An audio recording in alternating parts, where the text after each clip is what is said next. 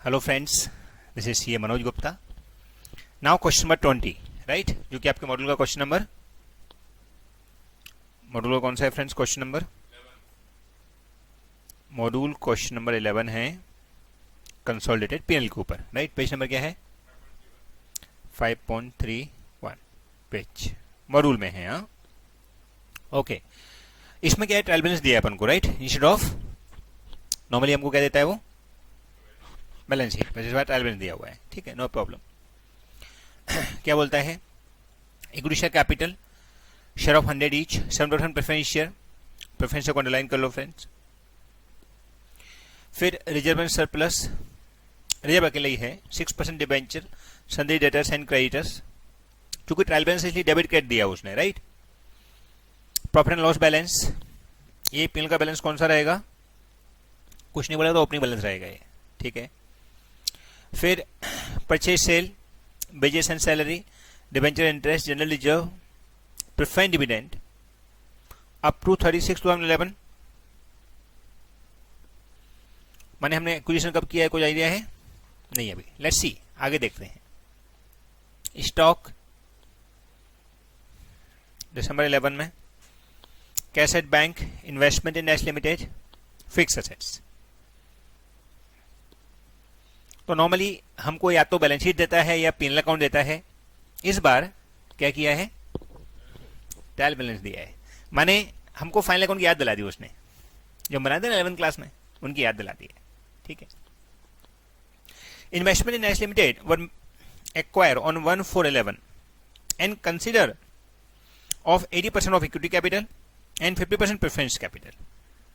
Okay, मैंने हमने 80% equity share capital ले रखी और 50% प्रेफरेंस शेयर कैपिटल भी ले रखा है इस बार. तो प्रेफरेंस शेयर कैपिटल का साथ में डिविडेंड भी अपन को मिलेगा, राइट ना, ठीक है.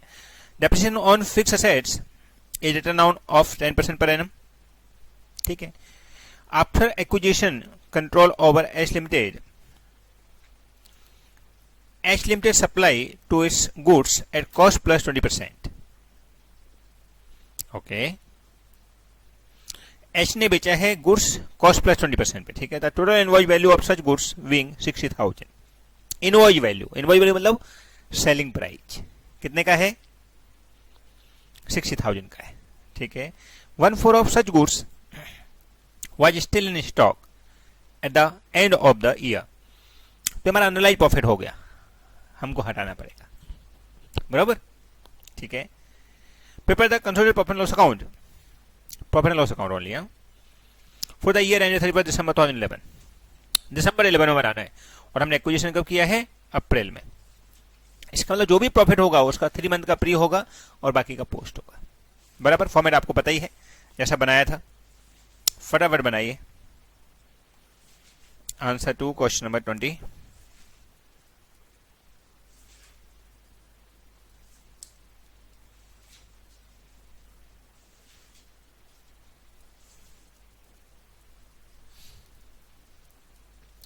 क्या पेज नंबर हमारी बुक का?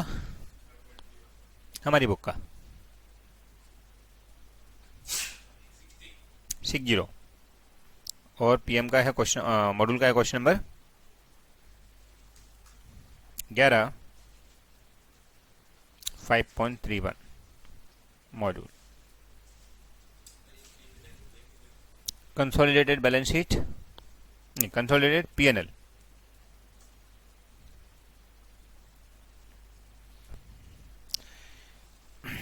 As on 31 December 11, right. Same format friends जैसा हमने बनाया हुआ है.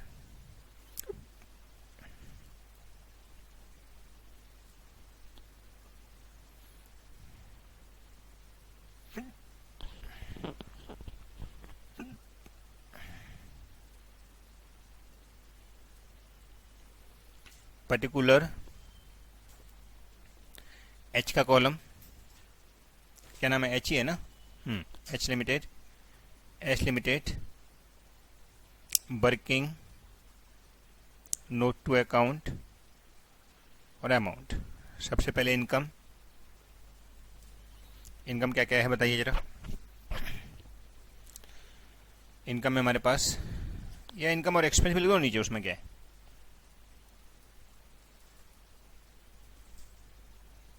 दोनों साथ में कर देते हैं।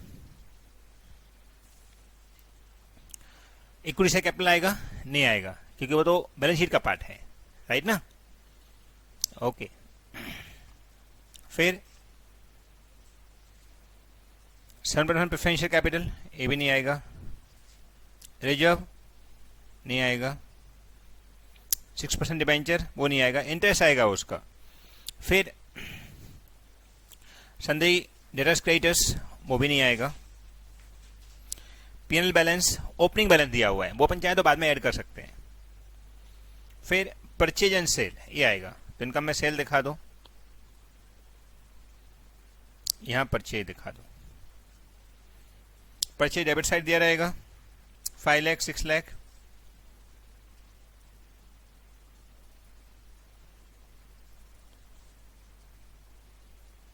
सेल क्रेडिट साइड दिया रहेगा 9 लाख एंड 9,50,000। ओके, बरोबर ना। ओके, फिर वेजेस एंड सैलरी, ये टोटल हम लास्ट में लगाएंगे, उसको एडजस्टमेंट रहेगा ना तो एडजस्ट कर देंगे पहले। इसका 1 लाख का है,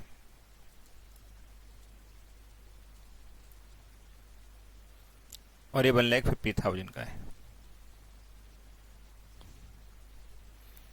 फिर डिबेंचर इंटरेस्ट,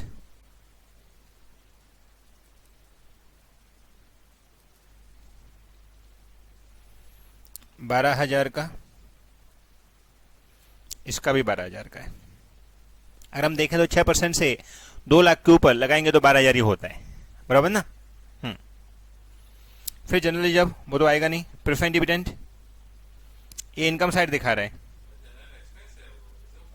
जनरल एक्सपेंस है, सॉरी, जनरल एक्सपेंस तो आएगा, राइट। कितने का है जनरल एक्सपेंस? 80,000 एंड 60,000। फिर प्रेफरेंस डिविडेंड, एक को मिला है, एक ने दिया है, तो अपन पहले टोटल लगा दें। टोटल एक्सपेंस,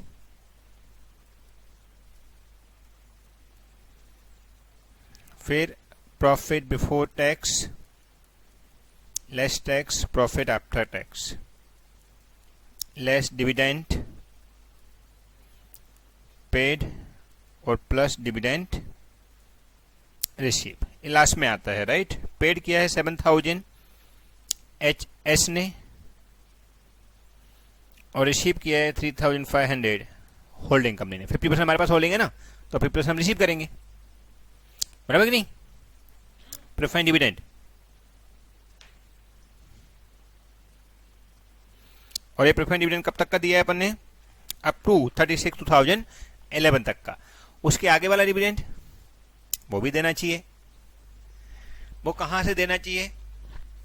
तो वो भी हमको पीएनएल से देना चाहिए। लेकिन आपको बता दें कि हमने लिया कब है, हमने 1/4 को लिया है। तो 1/4 को लिया है, उसके हिसाब से हमको प्री पोस्ट देखना पड़ेगा, बराबर। तो फ्रेंड्स, हमारा डेट ऑफ एक्विजिशन है 1/4/11। अब 1/4/11 तो ये डिविडेंड जो है वो टिल 30 जून 2011 है। अब 30 जून 11 तक हमको डिविडेंड मिला, उसमें से 6 मंथ का तो 3 मंथ का तो प्री है, क्योंकि 1/4 हमारा एक्विजिशन डेट है, तो वो हमको कैपिटल नेचर का मानना चाहिए। तो अपन क्या लिखेंगे? Less capital nature dividend. ये सब बाहर भी लिखना है अपन को, हाँ, बाहर निकालते जाओ चाहिए तो। 1750 ऑफ 3500, क्योंकि अपन को जो डिविडेंड कैपिटल नेचर का मिलता है उसको कॉस्ट में से कम करना चाहिए, ना कि प्रॉफिट में ले जाना चाहिए। याद है हम लोग रेक्टिफाई करते थे डिविडेंड को, जब हम प्री एक्विजिशन डिविडेंड को प्रॉफिट में से माइनस कर देते थे, याद है कि नहीं? तो ऐसा रेक्टिफाई यहां नहीं करना पड़ेगा। क्यों? क्योंकि हमने पहले से पीएल में से हटा दिया। उतना ही कॉस्ट में से माइनस होना चाहिए। अगर हमको वो कंसोलिडेटेड बैलेंस शीट मांगता ना, तो हम उतना ही कॉस्ट में से ही माइनस करते। समझा? 1750 that is 3500 for 6 month, for next, तो 3 मंथ के लिए कितना हो जाएगा, तो 3500 का हाफ, 3500 का हाफ। समझा कि नहीं? Very good. नाउ एक डिविडेंड पेबल भी दिखा दो, कितना, 6 मंथ का पेबल है, लिख दो 1711 से 31 दिसंबर 11 तक। ये 7000 पेबल है, इसको 3500 रिसीवल है, तो यहां डिविडेंड रिसीवल भी दिखा दो। कौन सा, नेक्स्ट 6 मंथ का, जो भी मिला नहीं हमको, खाली हम रिकॉर्ड कर रहे हैं ऐसे। तो 7000 माइनस हो जाएगा, 3500 ऐड हो जाएगा। ये टोटल का कॉलम है यहाँ, जो कंसोलिडेटेड है, ये जो अमाउंट लिखा है अपन ने, ये कंसोलिडेटेड अमाउंट है। तो इन सब का टोटल का वो आने वाला है। अब यहाँ के टोटल अपन इसलिए लगाए क्योंकि इधर कुछ एडजस्टमेंट होगा तो देख लेंगे। अब यहाँ तो अपन को दिख रहा है सादा सादा एडजस्टमेंट कुछ है ही नहीं, और जो प्री एक्विजिशन हमको माइनस करना है वो कंसोलिडेटेड में से माइनस करना है, कोई इंडिविजुअल में से माइनस नहीं करना है। समझ आया कुछ? ओके, तो ये प्रेफरेंस का काम खत्म कर दिया। आगे बढ़ते हैं। स्टॉक, ये ओपनिंग एंड क्लोजिंग स्टॉक का जिसमें दिया हुआ है। अच्छा, स्टॉक फ्रेंड्स, ये क्लोजिंग स्टॉक दिया है खाली अपन को, बराबर ना, वो भी किसका दिया है, एच का भी दिया है, एस का भी दिया है। अब क्लोजिंग स्टॉक नॉर्मली केस में जब परचेज हमको यहाँ देता है तो ये परचेज नहीं है, बेसिकली ये हमारा सीओजीएस है।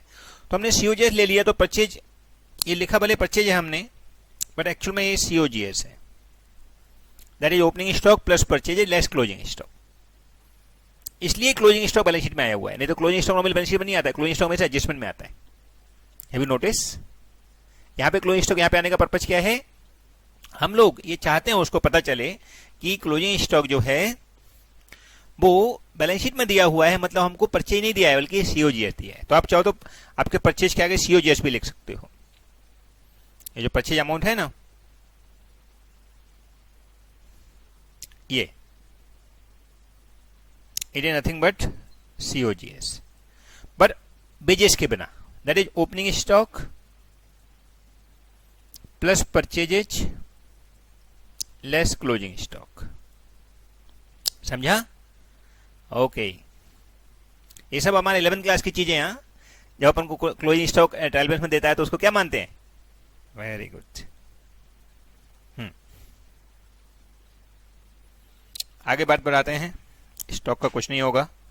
Cash, investment in S limited and fix assets, ठीक है। तो और तो कुछ आइटम है नहीं। लेट्स सी, नीचे कोई लिखा हुआ है तो इन्वेस्टमेंट एस लिमिटेड पर एक्वायर, वो अपने डेट ले लिया है। डेप्शन on fix assets return down off 10% per annum after acquisition control over S limited. तो डेप्शन ऑन फिक्स एसेट लगाना है 10%, तो फिक्स डेप्शन लगा दो। 10% के हिसाब से कितना हो जाएगा? डेप्रीशिएशन इस केस में 1,10,000, उधर 79,000, ठीक है। अब दूसरा इफेक्ट हम लोग बैलेंस शीट बना रहा हो तो हम बैलेंस शीट इमीडिएटली डाल देते, लेकिन बैलेंस शीट उसे मांगी नहीं है, उसने खाली कंसोलिडेटेड पीएनएल मांगा है, तो ठीक है हम वही बना रहे हैं अकेला। फिर आगे, after acquiring control over S estimated supply to its goods at cost plus 20%, the total value of such goods being 60,000। तो 6,000 क्या हमारा, दोनों ने परचेज सेल किया है, तो उसको कैंसिल कर देंगे। तो यहां टोटल लगा दो इसका, 9,950 कितना हो गया, 1850 लेस 60,000, यहां पे 11 लाख लेस 60,000, तो 17,90,000 हो गया सेल। और नहीं, बैलेंस शीट से मांगा नहीं है, हम लोग खाली पीएनएल अकाउंट बनाएंगे, राइट ना। और 11 लाख में 60,000 गया तो 10,40,000 हो गया हमारा परचेज, बरोबर ना। कॉमन एडजस्टमेंट हो गया, दोनों जगह से हटा दिया, क्योंकि परचेज भी किया है, सेल भी किया है, हमने दोनों हटा दिए। फिर इसमें से कुछ अनरियलाइज्ड प्रॉफिट बचे हुआ है, 1/4 of such goods remain in the stock. फिर लेस अनरियलाइज्ड प्रॉफिट 60,000 का 1/4, और कितना परसेंट मुनाफा कमाया, 20% ऑन कॉस्ट, 1/5 ऑन कॉस्ट, तो 1/6 ऑन सेल, कितना हो जाएगा 2,500 ये माइनस हो जाएगा। उतना ही स्टॉक में से माइनस होगा अगर हम बैलेंस शीट बना रहे होंगे, तो बैलेंस शीट तो यहाँ मांगी नहीं उसने, तो बैलेंस शीट तो हम बनाएंगे नहीं, बरोबर ना। ठीक है, और कुछ आइटम, दैट्स ऑल, फिनिश हो गया। अब अप्रूवल लगा दे, फिर माइनॉरिटी इंटरेस्ट माइनस करेंगे, राइट ना। चलो ये यहां पे खत्म हो जाएगा, राइट ना। लगा दीजिए फ्रेंड्स सबके टोटल, ये तो एक ही आइटम है। ये टोटल एक्सपेंस बना दीजिए, कितना हुआ फ्रेंड्स एक्सपेंस का, 8 लाख 2000 और ये 9 लाख 1000। सबका टोटल बता दीजिए। ये 2,50,000 हो जाएगा, इसका 24,000 हो जाएगा, ये 1,40,000 हो जाएगा, राइट ना। ये 1,89,000 हो जाएगा। फिर इसका भी टोटल लगा देंगे, ये कितना है टोटल एक्सपेंस, 17,03,000। फिर ए माइनस बी करो, प्रॉफिट बिफोर टैक्स हो जाएगा, ये ए हो गया, ये बी हो गया। कितना है प्रॉफिट बिफोर टैक्स, इंडिविजुअल बताओ पहले, 98,000 और इसका 49,000, पूरा मिलके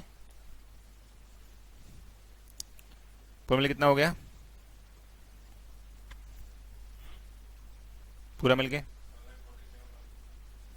1,47,000। ये टोटल फ्रेंड 17 लाख नहीं आएगा, कितना आएगा, 16,43,000 आएगा, क्योंकि ये साढ़े माइनस भी होगा ना इधर से। ठीक है, तो आ जाता है हमारा 1,47,000। उसमें से ये डिविडेंड का ये सब एडजस्टमेंट हटा दो, ये 7,000 ऐड हो जाएंगे, कितना हो जाएगा ये,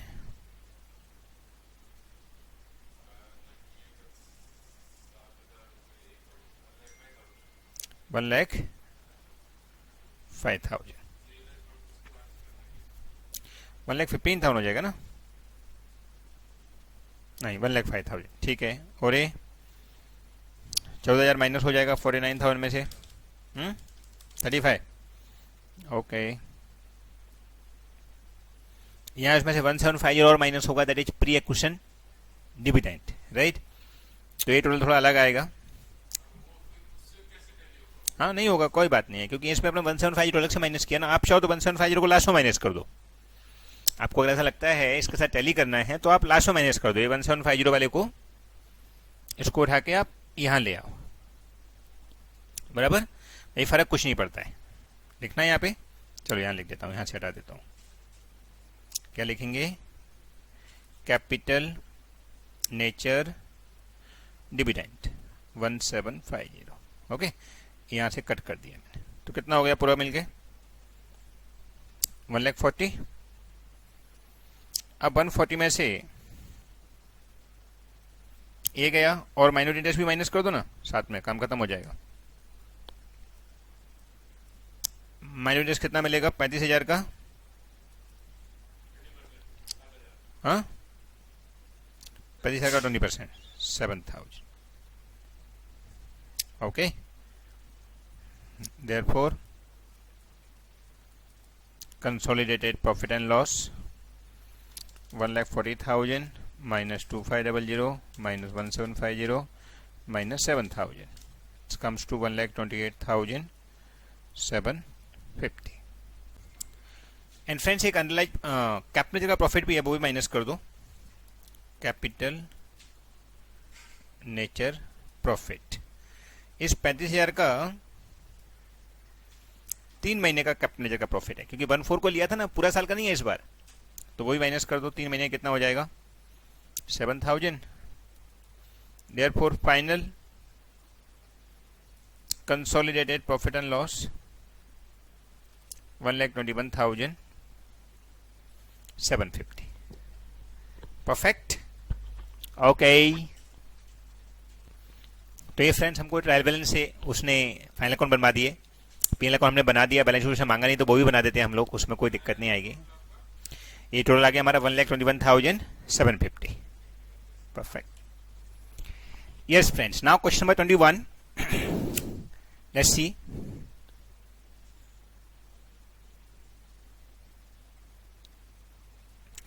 consider the following summarise balance sheet.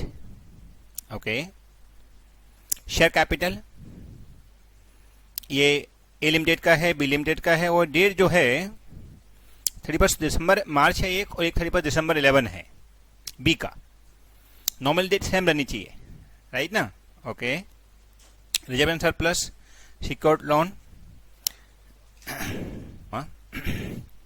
ठीक है. तो डेट का ध्यान रखेंगे हम लोग. रिजर्व सरप्लस हो गया, सिक्योर्ड लोन 30% डिबेंचर 100 का है ये. Current liabilities, creditors, other liabilities. Fix assets, investment 40,000 share in B limited, 1000 debenture in B limited. Okay, debenture भी लिए हैं और शेयर भी लिए हैं. ये देखो साथ में रखना है, ये साथ में ऐसे ऐसे है, राइट ना. ओके, फिर आगे current liabilities, creditors, other liabilities, stock, debtors, cash at bank. Okay, on 5th January 2012, certain stock of B Limited costing 20,000 were completely destroyed by fire. Okay. The insurance company paid 75% of claim. तो मतलब 25% का नुकसान हो गया. ठीक है, ये सब दे क्यों रहा है. On 28th January 2012, A Limited sold goods to B Limited costing 1,50,000 at an invoice price of costing plus 20%. ठीक है, A ने B को गुड्स सोल्ड किया, 1,50,000 का कॉस्टिंग है, 20% प्रॉफिट कमाया, मतलब 180 में बेचा. 50% of those goods were resold by B limited to A limited between 31 March 2012. These were then sold by A limited to the third party before 31 March 12. मतलब ये गुड्स पहले खरीदा किसने, बी ने.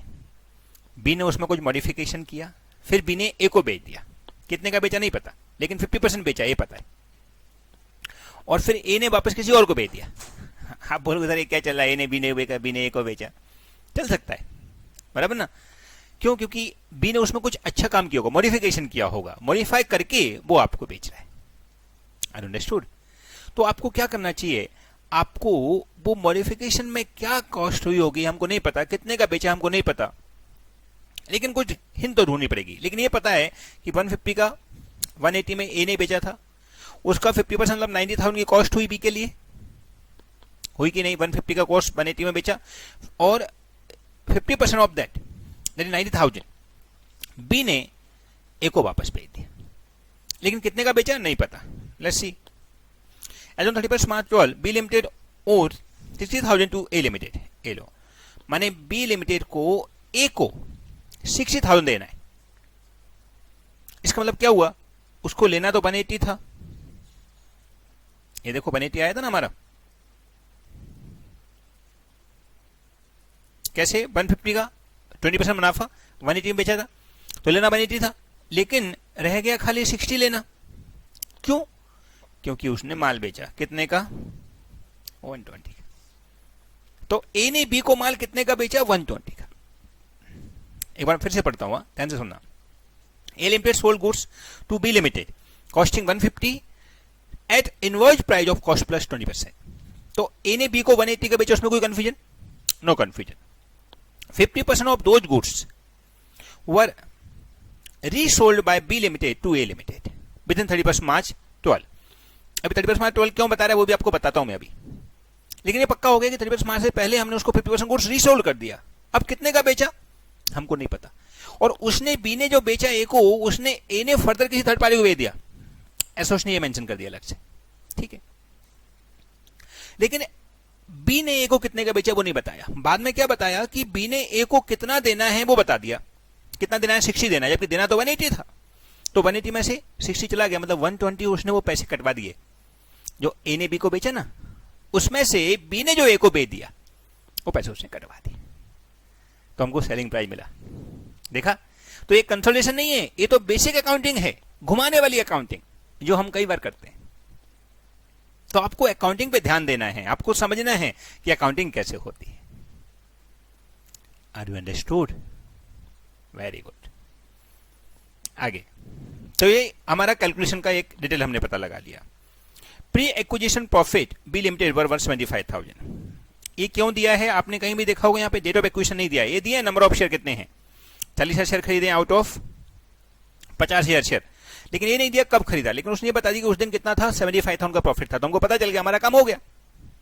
हमको तो वही चाहिए ना टिल डेट ऑफ एक्विजिशन तक ही। Very good. Prepare consolidated balance sheet of on 31st March 2012 after making necessary adjustment in the balance sheet of B limited.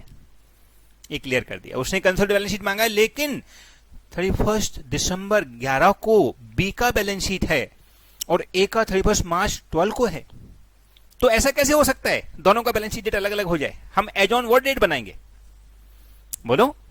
हम एज ऑन एचओ की डेट बनाएंगे, दैट इज 31 मार्च 12। लेकिन subsidy company का तो 31 March 12 को दिन है ही नहीं अभी तो हमारे पास, तो क्या करेंगे? कोई बात नहीं, हम क्या करेंगे, सब्सिडी कंपनी की बैलेंस शीट को एचओ की बैलेंस शीट की डेट के दिन ले आएंगे। उसके लिए 3 महीने में क्या ट्रांजेक्शन वो बताना पड़ेगा। देखो उसने खुद नहीं बता दिया बेचारे ने, फायर लग गया था, ये हो गया था, वो हो गया था, सब बता दिया।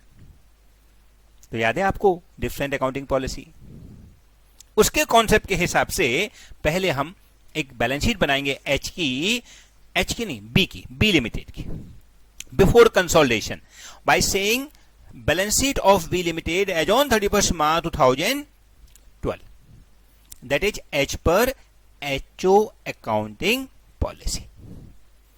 अब भले अकाउंटिंग पॉलिसी चेंज नहीं हो रही है, लेकिन डेट चेंज हो रही है, वो भी अकाउंटिंग पॉलिसी के पार्ट है। हाँ, बी का सिस्टम है कि वो अकाउंटिंग 31 दिसंबर को क्लोज करता है, ए का सिस्टम वो 31 मार्च को क्लोज करता है। तो हमको एच पर ए चलना पड़ेगा, एच पर होल्डिंग चलना पड़ेगा। पहले जो अपन ने सम किया तो उसमें हमको खाली उसने कंसोलिडेशन मांगा था, खाली बी का रेक्टिफाई बैलेंस शीट मांगा था। यहां पर इस बार बी का रेक्टिफिकेशन ज्यादा नहीं है, कोई 3 महीने का ट्रांजेक्शन तो ऐड करने हैं बस, उसके बाद में कंसोलिडेशन करना है, राइट। तो पहला हमारा काम होगा, we have to make B limited balance sheet as on date of A limited. Understood? तो it's a combination of different accounting policy and consolidation.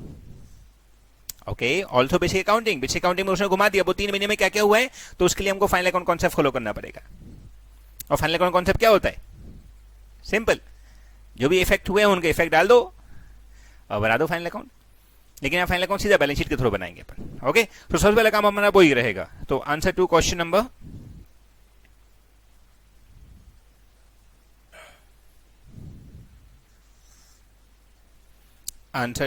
Number कौन सा है?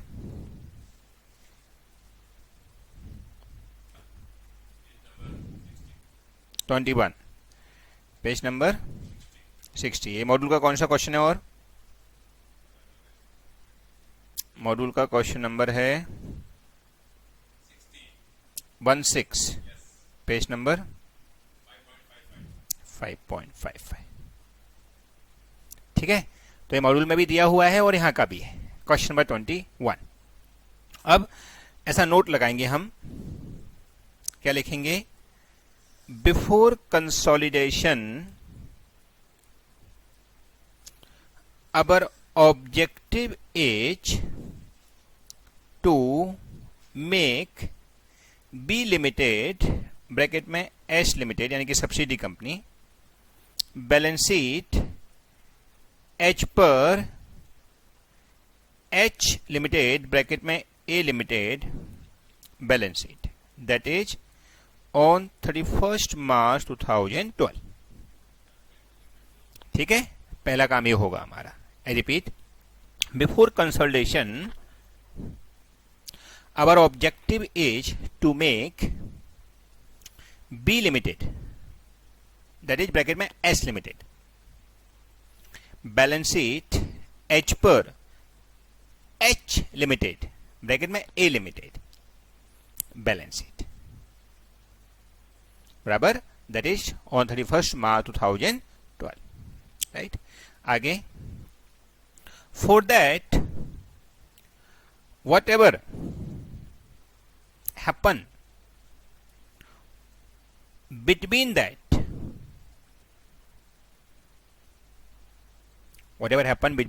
that, that is 31 दिसंबर 11 से लेके 31 मार्च 12 तक will be provided effect। ठीक है, वो हमको एक इफेक्ट डाल देना है, राइट। ये हमारा वर्किंग नोट का पार्ट है, और क्योंकि मांगा नहीं उसने बैलेंस शीट, वर्किंग नोट का पार्ट है। तो फ्रेंड्स चालू हो जाइए, क्या क्या उसने बोला है उसके हिसाब से, राइट। तो उसने क्या क्या बोला है हमारे लिए, सबसे पहले तो बोला है 5 जनवरी को फायर हो गया, ठीक है। फायर हो गया तो जनरल एंट्री पास कर दें। अब नॉर्मली फायर की पहले डिस्ट्रॉय की एंट्री होती है, फिर बाद में उसको रिसीव की एंट्री होती है। हम लोग डायरेक्टली एंट्री पास कर देंगे, राइट। क्या एंट्री पास करेंगे directly, bank account debit, profit and loss account debit to sales. आप बोलोगे सर ये सेल कैसे लिख दिया? अरे भाई ये सेल नहीं है, बेसिकली हमने फायर को सेल किया है, इसलिए हम स्टॉक गया है तो स्टॉक अकेले दिखा देंगे तो भी चल जाएगा, लेकिन गुड्स तो गया है तो गुड्स जाता है तो नॉर्मली सेल दिखाते हैं, बट हम इसको स्टॉक दिखा देंगे क्योंकि ये फायर को दिया है तो फायर को प्रॉफिट पर नहीं दिखाते हैं, नॉर्मली सेल दिखा देंगे, ठीक है। दिखाइए कितने क्या आ जाएगा बताइए, कितने का गुड्स डिस्ट्रॉय हुआ है, 20,000 का, तो 20,000 का स्टॉक आ जाएगा।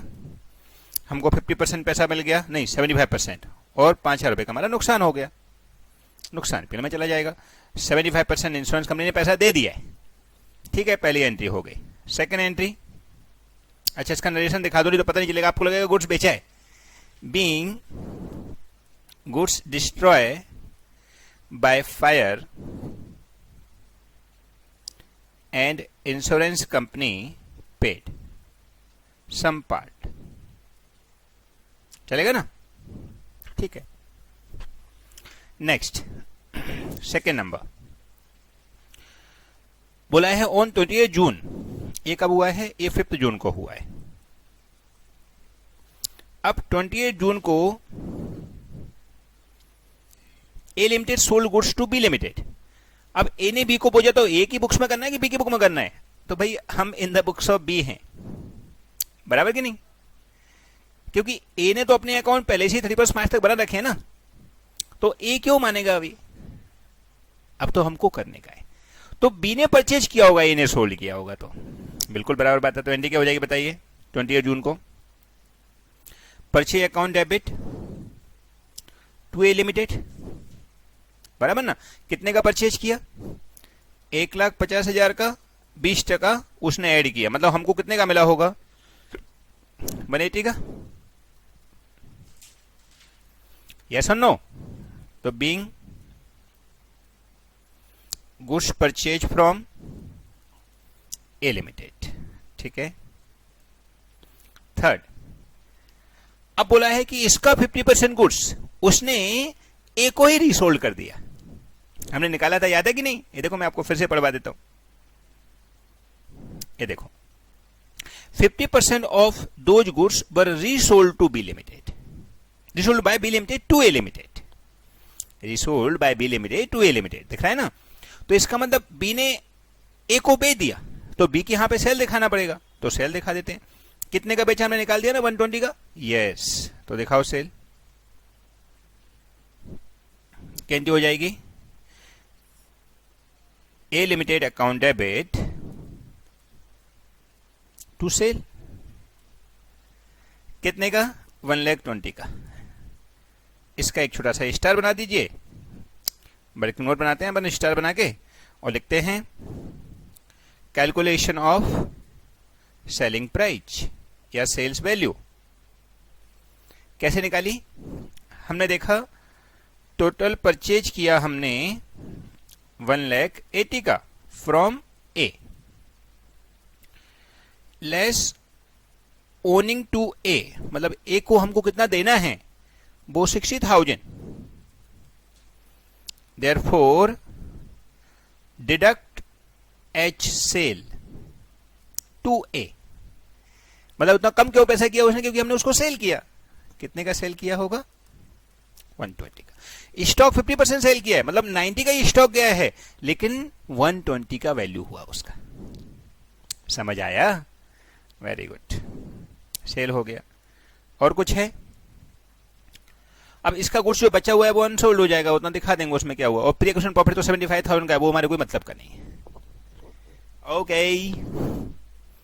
3 एंट्री होनी है, हो गई। अब इन एंट्री की पोस्टिंग कर दीजिए, पोस्टिंग मतलब एक बैलेंस शीट बना दीजिए।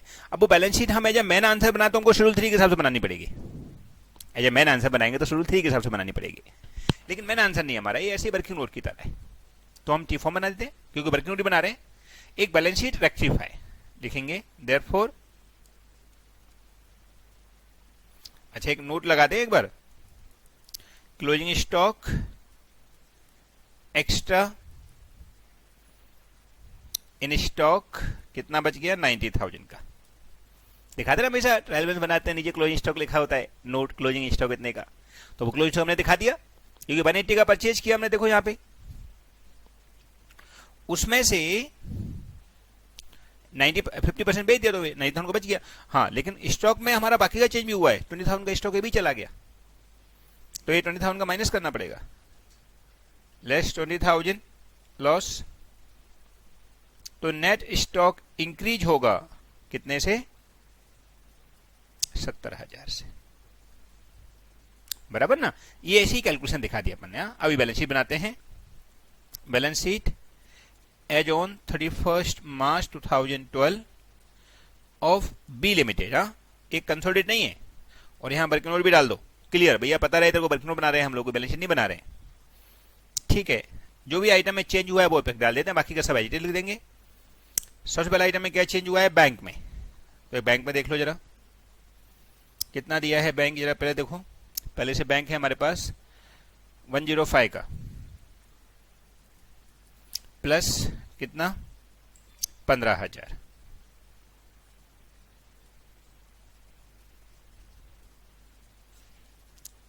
ऐड कर दो इसमें,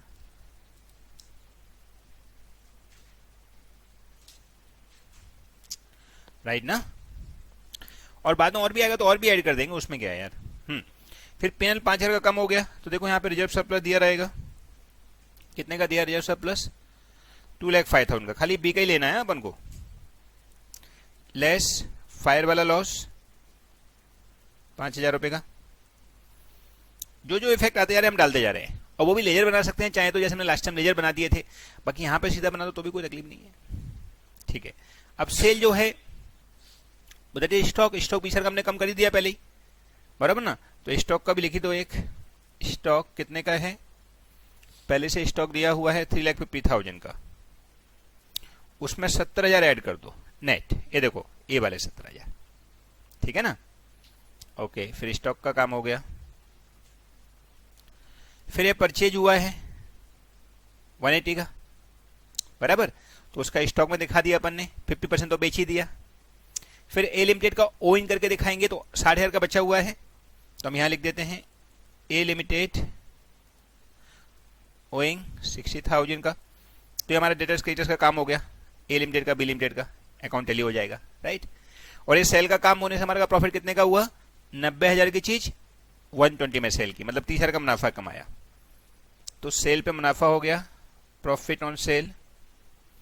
अपन चाहे तो पूरा प्रॉफिट ऑन अकाउंट बना सकते हैं फ्रेंड, लेकिन एक ही ट्रांजेक्शन है, कोई बड़ा ट्रांजेक्शन तो है नहीं, इसलिए सीधा के सीधा लिख दो 30,000 रुपया, बराबर ना। कैसे, 80,000 की चीज नहीं, 90,000 की चीज हमने 120 के बेच दी, राइट, ओके। परचेज हो गया, ए लिमिटेड का काम खत्म कर दिया अपन ने, सेल का काम भी खत्म कर दिया, परफेक्ट। क्लोजिंग स्टॉक लिख ही दिया, लिखा ना क्लोजिंग स्टॉक, बस तभी क्या, बाकी आइटम आइटे लिख दीजिए, और ये सब आइटम बाहर निकाल दीजिए। ये कितने का आ जाएगा, 2,30,000 का आ जाएगा, ये 1,20,000 का आ जाएगा, समझा ना, ये 4,20,000 का आ जाएगा। बाकी का आइटम है शेयर कैपिटल कितने का है, 5,00,000 का। प्रॉफिट हो गया 13% डिबेंचर। अच्छा, डिबेंचर का इंटरेस्ट भी हमको देना पड़ेगा फ्रेंड्स, हाँ देना चाहिए ना, 3 मंथ का बिल्कुल देना चाहिए। तो इंटरेस्ट का क्या करो, इंटरेस्ट पेबल दिखा दो और उतना ही प्रॉफिट में से माइनस कर दो, बरोबर। तो लिखो 13% debenture. Friends, interest on debenture को मॉड्यूल ने इग्नोर किया हुआ है, तो आपके ऊपर है, आप चाहो तो, क्योंकि इंटरेस्ट तो देना चाहिए फ्रेंड्स, 3 मंथ का क्यों नहीं देना चाहिए, भले दिया नहीं है बट पेबल करके दिखाओ। फर्क क्या पड़ेगा, यहां पे इंटरेस्ट पेबल आ जाएगा, इंटरेस्ट ऑन डिबेंचर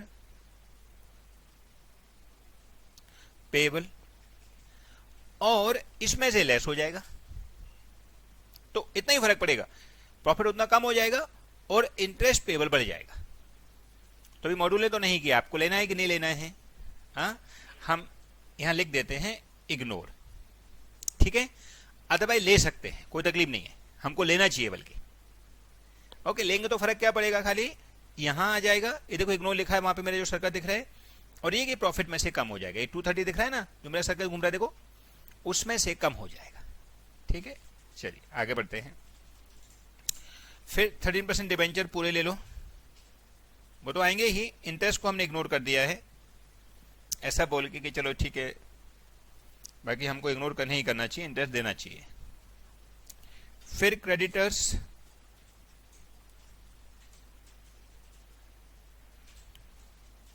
80,000 का, वो अपने म्यूचुअल ओनिंग अलग से दिखा दिया है। फिर अदर लायबिलिटीज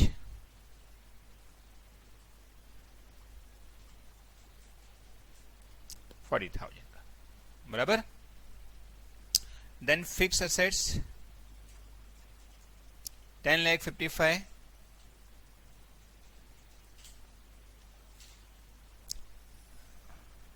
कहां से हो गया भाई? फिक्स असेट्स का क्या आएगा, अपन कंसोलिडेट थोड़ी बना रहे हैं। 4,05,000। फिर स्टॉक लिख दिया है, बैंक डेटर्स रह गया है, डेटर्स और लिख दीजिए 2,65,000, ठीक है। That's all. बाकी का आइटम सब एज इट इज लिख दिया अपन ने, जो चेंज था वो चेंज कर दिया। It must be tally, obvious. लगाओ टोटल, कितना आ रहा है टोटल बैलेंस शीट का बताइए जरा। 1,20,000, फिर 4,05,000, 4,20,000, 2,65,000, होता है 12,10,000।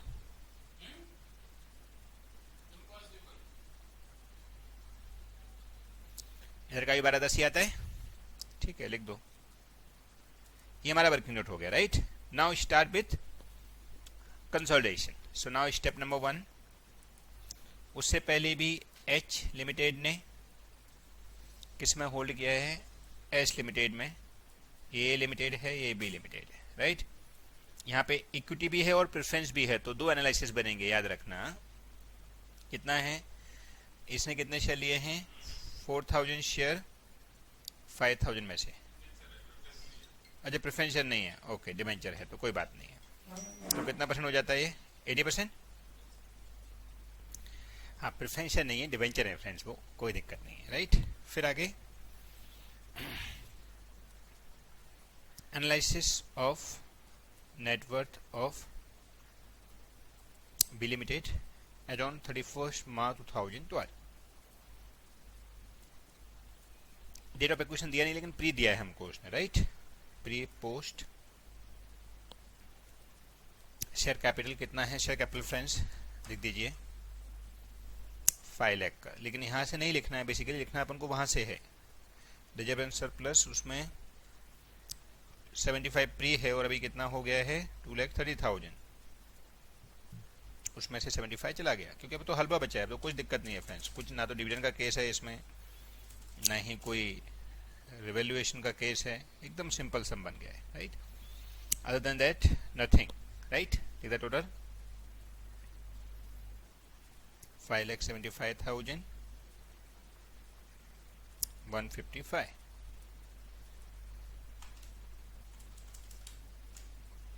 $7,30,000 divided to 2 part, that is holding कितना परसेंट, 80%, माइनॉरिटी इंटरेस्ट 20%, 5,84,000 and 20%, 1,46,000। हमारे दो हिस्से हो जाएंगे, प्री पोस्ट 80% ही हो रहा था ना,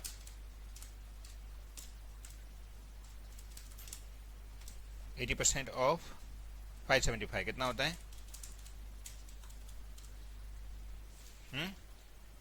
4,60,000, ओके। एंड 80% ऑफ 155 कितना होता है, 124 और ये पूरा का पूरा रिजर्व सरप्लस ही है। नाउ स्टेप नंबर 2 एकदम प्लेन सम, जैसे हमने सबसे पहला सम किया था ना वैसे सम बन गया है ये।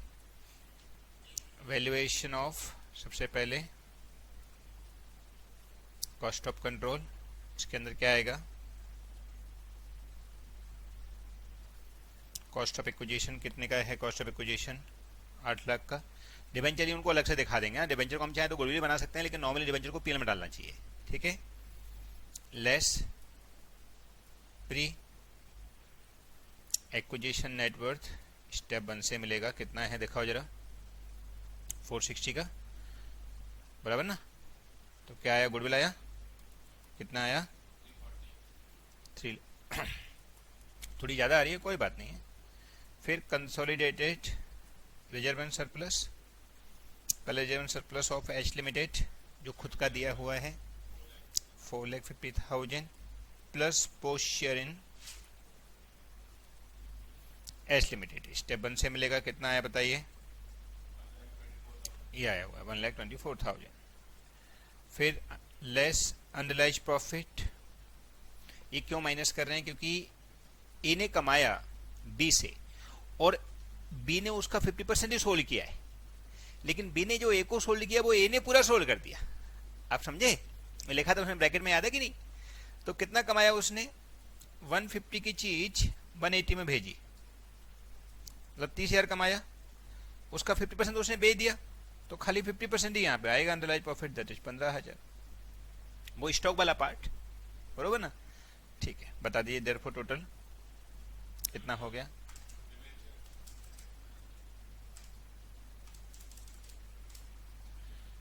$5,59,000। नाउ डिवेंचर का भी है, तो डिवेंचर का फ्रेंड्स वैसे हमको यहाँ पे बना देना चाहिए, जो अपने कॉस्ट ऑफ कंट्रोल लिखा है उसके आगे ही, लेकिन वो गुडविल का प्ले नहीं मानते, उसको अपन पीएल मानते हैं, इसकी वजह से यहाँ दिखा देते हैं। तो कॉस्ट ऑफ एक्विजिशन कितने की है डिवेंचर की बताइए, 1,50,000 की है, लेस फेस वैल्यू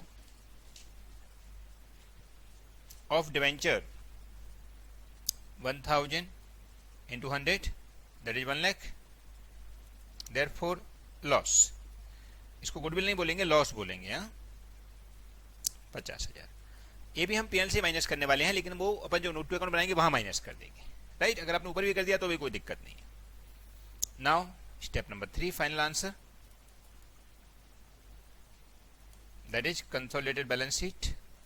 ये है हमारा मेन आंसर, हाँ, balance sheet of A limited as on 31 March 12, बरोबर।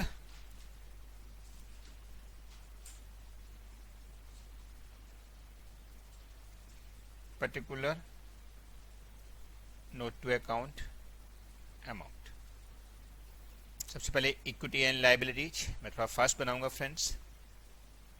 शेयर होल्डर फंड, इसके अंदर share capital, reserve and surplus, minority interest, non current liabilities, then current liabilities, फिर टोटल लगा दीजिए। फिर असेट साइड में सबसे पहले नॉन करेंट असेट्स, उसके अंदर PPE that is property plant equipment, उसके अंदर टेंजिबल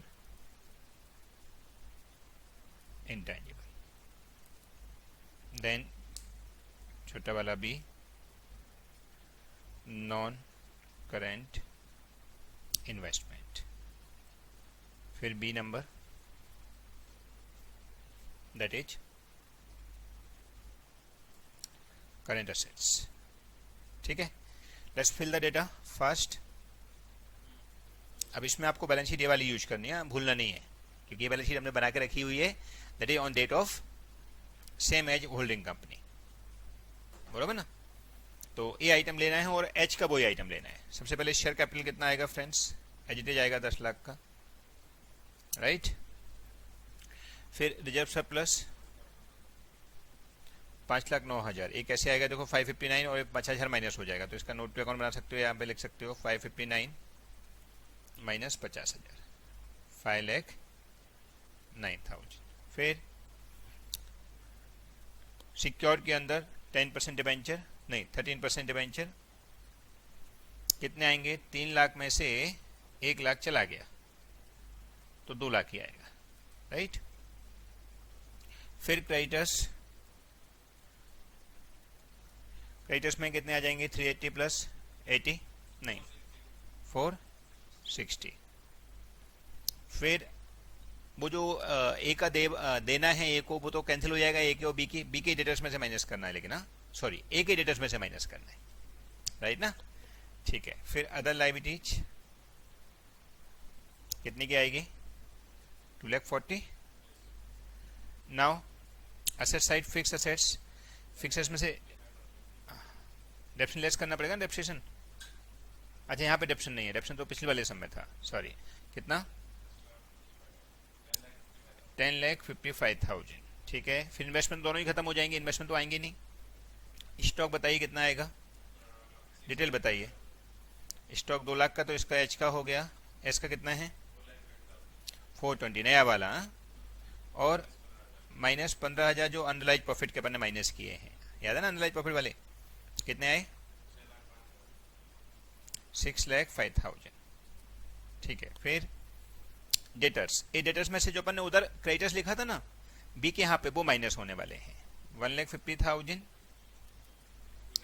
प्लस 265 माइनस 60,000, राइट, जो ओनिंग अपन ने अलग से दिखाई थी हमारी बैलेंस शीट में, राइट, यहाँ पे याद होगा आपको, ये देखो ये वाले, राइट, कितना आ जाएगा बताइए, 3,55,000। फिर कैश एंड बैंक कितना हो जाता है, 2 लाख, कैसे 80,000 तो ये हो गया, प्लस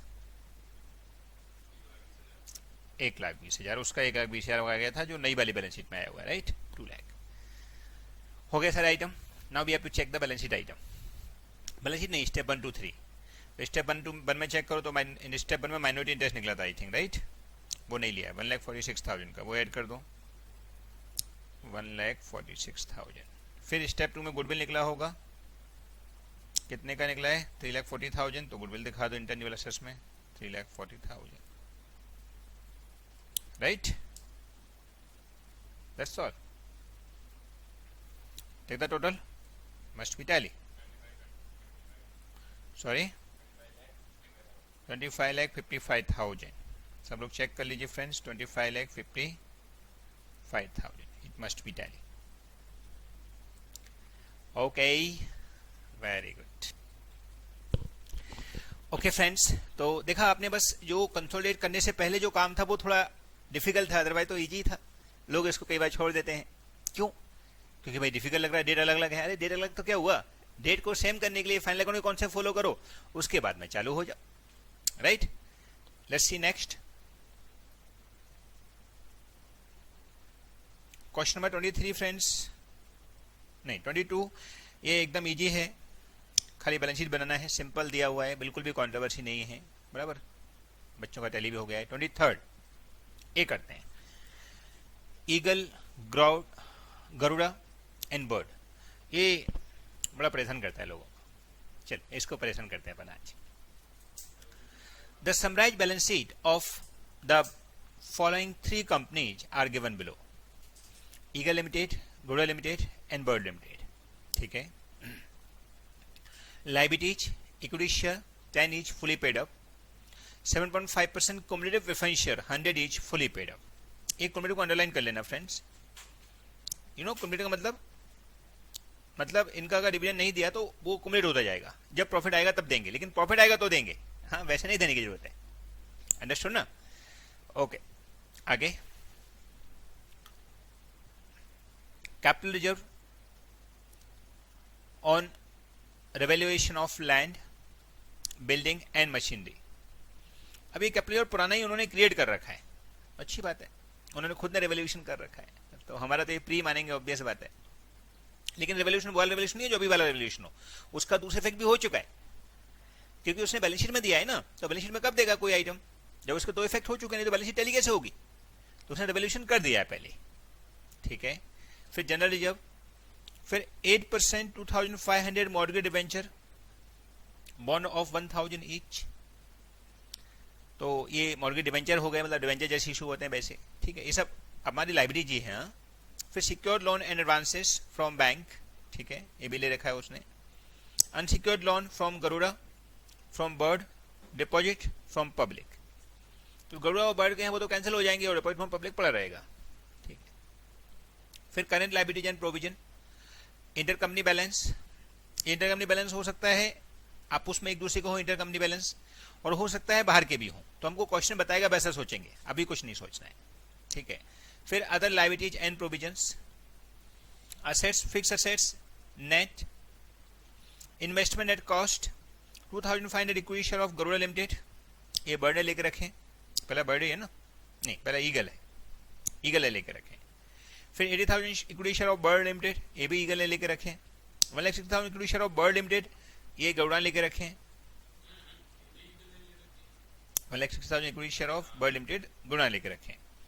फिर 10,000 complete preference share of eagle limited, ये बर्ड ने लेकर रखें, तो कोई बात नहीं, प्रेफरेंस भी ले सकता है, याद है ना आपको बताया था मैंने, प्रेफरेंस भी लिए जा सकते हैं। फिर 1,500 mortgage debenture of eagle limited, ये भी बर्ड ने लेकर रखे, तो ये क्या क्रॉस होल्डिंग का क्वेश्चन हुआ? नो, वेरी गुड, क्योंकि प्रेफरेंस शेयर और डिवेंचर से क्रॉस होल्डिंग नहीं होती है, क्रॉस होल्डिंग इक्विटी शेयर लेने से होती है, बराबर, ओके।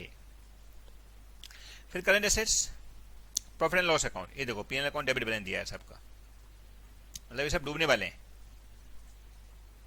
ठीक है, कोई बात नहीं, आगे बढ़ते हैं। Eagle limited subscribe for share of Garuda limited and world limited at a par at the time of first issue share by the latter company, ओहो, माने ईगल ने जब सब्सक्राइब किए थे गरुड़ा के और बर्ड के, तब कंपनी फ्रेम हुई थी, मतलब सब कुछ पोस्ट है एक्सेप्ट शेयर कैपिटल, समझा, very good. Garuda limited subscribe for 80,000 share of bird limited at par at the time of first issue, first issue के टाइम पे, and later acquire by purchasing of market 80,000 share of bird limited 15 rupees each when the reserve and surplus was 5 lakh, मतलब subsequent holding का case आ गया। हो सकता है हो ना हो, वो अपन देखेंगे, पहले 50 क्रॉस हो रहा है कि नहीं हो रहा है, राइट, उसके अकॉर्डिंग। लेकिन उस दिन उसका रिजर्व सरप्लस इतने का था, तो वो भी बता दिया, तो मतलब रिजर्व सरप्लस में कोई भी बड़ी कैलकुलेशन नहीं है, सीधा सीधा दे दिया है। बाकी के सबके केस में तो रिजर्व सरप्लस प्री में कुछ आएगा ही नहीं, क्योंकि हमारी कंपनी फ्रेम हुई उस टाइम ही ले लिया, तो उस टाइम प्रॉफिट कहां से आ गया, उस टाइम तो खाली शेयर कैपिटल अकेला होगा। हाँ, उसके बाद वाला जो है, उसके बाद वाला जो है वो जरूर हमको बताया उसने कि दोबारा जब लिया है तब रिजर्व सरप्लस उसका 5 लाख का था, वो भी पॉजिटिव बैलेंस, डेबिट बैलेंस नहीं लिखा है, पॉजिटिव बैलेंस लिखा है, ठीक। Currencies of Garuda limited and bird limited include 4 lakh and 6 lakh respectively being the current account balance again eagle limited, these account remain unreconciled, वो हम कर देंगे, और क्या है, कैंसिल करने का है। Preference dividend were in arrears for 8 year in case of eagle limited, 4 year in case of other 2 companies. Loss चल रहा है तो कहां से देंगे, तो अब ये जो एरियर्स में पड़े हैं उसको हम एरियर्स ही दिखाएंगे, we don't have money to pay, हमारे पास प्रॉफिट नहीं आ गया अचानक से हम पे कर देंगे, हमको क्या पता कहां से आएगा प्रॉफिट, अभी तो लॉस में चल रही है, देखो हमने अंडरलाइन कर रखा है लॉस लॉस। तो इसका मतलब क्या हुआ, ये हमको क्या करना चाहिए, हमको ये जो दिया हुआ है इसके लिए खाली ऐसा ही फुटनोट बना के हम लिख देंगे कि भाई ये डिविडेंड देना बाकी है, इनका पड़ा हुआ है, बाकी कुछ नहीं करना। आप बोलोगे सर वो उनको प्रेफरेंस को ट्रांसफर करना चाहिए, कहां से कर देंगे, हमारे पास प्रॉफिट है ही नहीं, कितना भरेंगे इक्विटी शेयर होल्डर, खुद को मत दो उनको, लेकिन इतना तो मत लो उनसे कि उनके पास प्रॉफिट कुछ बचे ही ना, लॉस है यहाँ तो प्रॉफिट है ही नहीं, ठीक है। प्रिपेयर कंसोलिडेटेड बैलेंस शीट, एकदम सिंपल बैलेंस शीट मांगा है, तो ये लास्ट वाली लाइन तो खाली अपन को इग्नोर करने के लिए है, और स्टार्टिंग के सारे पार्ट क्लियर दिए हुए हैं, चालू हो जाइए, आप लोग करके दिखाइए। एंड फ्रेंड्स ये क्वेश्चन नंबर जो है वो मॉड्यूल का है, क्वेश्चन नंबर 20 है, जिसका पेज नंबर 5.72 है मॉड्यूल के अंदर, ठीक है। Let's start. आप लोगों का हो गया होगा।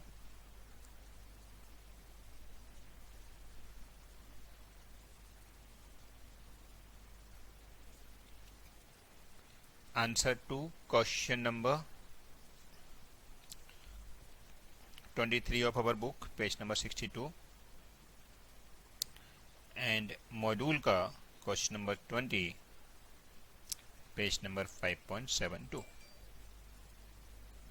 ठीक है, पहले जरा वो बना दें एक किस्सा। हाँ, कौन किस में होल्ड कर रहा है इतना। सो ईगल जो है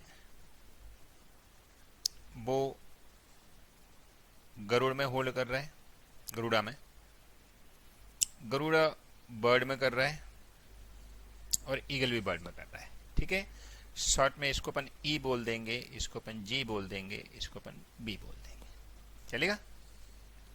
चलिए, सबसे पहले कितना है? 2,50,000 शेयर गरुड़ा लिमिटेड। तो 2,50,000 आउट ऑफ कितने हैं गरुड़ा के पास पूरे शेयर? रुपीज इन लैक्स में हैं, 4 लाख हैं। तो 4 लाख के कंपेरिजन हम भी लैक्स में लिखते हैं ना, 2.5 अपॉन 4 कितना हो जाएगा? बराबर ना, 2.5 अपॉन 4 तो 62.5%। ठीक है, फिर ईगल का बर्ड में, ईगल का बर्ड में है कि बर्ड में है 80,000 शेयर, तो 0.8 हो जाएगा लैक्स के हिसाब से करेंगे तो। और कितने हैं पूरे मिलके शेयर? पूरे मिलके शेयर हैं, अरे गरुड़ा के 4.8 हैं फ्रेंड, सॉरी, इक्विटी शेयर 4.8 हैं। यहाँ 2.5 डिवाइडेड बाय 4.8 52.08% होता है। अपन ने बर्ड का शेयर ले लिए, 52.0833%। इसका 4 है, राइट? तो कितना हो जाएगा ये? हो जाएगा 20%। ठीक है, इसने 2 बार लिया है। एक बार फर्स्ट टाइम लिया है, फर्स्ट टाइम होल्डिंग के टाइम पे 80,000 शेयर 20% हो गया। और दोबारा उसने जब लिया, डेट नहीं दिया लेकिन उसने रिजर्व दिया है। सेकेंड टाइम लिया वापस से 20%। तो क्या ये सब्सिक्वेंट होल्डिंग का केस हुआ? Answer is no. क्यों बताएं? क्योंकि बर्ड में गरुड़ा ने पहली बार लिया और एंगल ने पहली बार लिया। दोनों ही केस में, ईगल ने भी लिया, जब दोनों ही केस में वो होल्डिंग नहीं हुआ था, क्योंकि 20% हो रहा ना। जैसे ही उसने थर्ड टाइम लिया तब जाके होल्डिंग हुआ है। और ये सब एक ही साल में नहीं है, क्योंकि हमको बताया नहीं उसने, बाद में लिया है, लेकिन बाद में कब लिया वो नहीं बताया। तो हम नहीं मानेंगे सेम ईयर में लिया होगा, समझा? तो सेम ईयर में 3 बार ले लिया होता तो सब्सिक्वेंट होल्डिंग केस हो जाता, लेकिन अब तो ये तो अलग अलग ईयर में लिया होगा। याद है ना सब्सिक्वेंट होल्डिंग केस? ये सब मिक्सअप आ रहे हैं अभी। तो ये सब्सिक्वेंट होल्डिंग केस नहीं हुआ। इसमें हम लोगों को कौन सा डेट मानना पड़ेगा? डेट ऑफ एक्विजिशन, जब हमने सेकेंड यानी कि लास्ट टाइम होल्डिंग लिया, जब हम पहली बार होल्डिंग बने, वो हमारी डेट मानी जाएगी date of acquisition. Okay, start now. Step number 1, पहले किसको करेंगे? Analysis of net worth of B limited, bird को करेंगे, प्री पोस्ट। और ऐसा मानेंगे कि जो लास्ट टाइम लिया है वही हमारा प्री पोस्ट है। अलग डेट नहीं करना है, क्योंकि सब्सिक्वेंट होल्डिंग का केस है ही नहीं है। याद है ना? अगर भूल गए सब्सिक्वेंट होल्डिंग का केस एक बार फिर से देख लो, बराबर?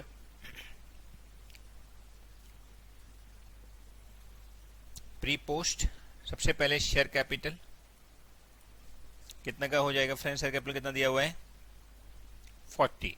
सब रुपीज इन लैक्स में है, इन लैक्स।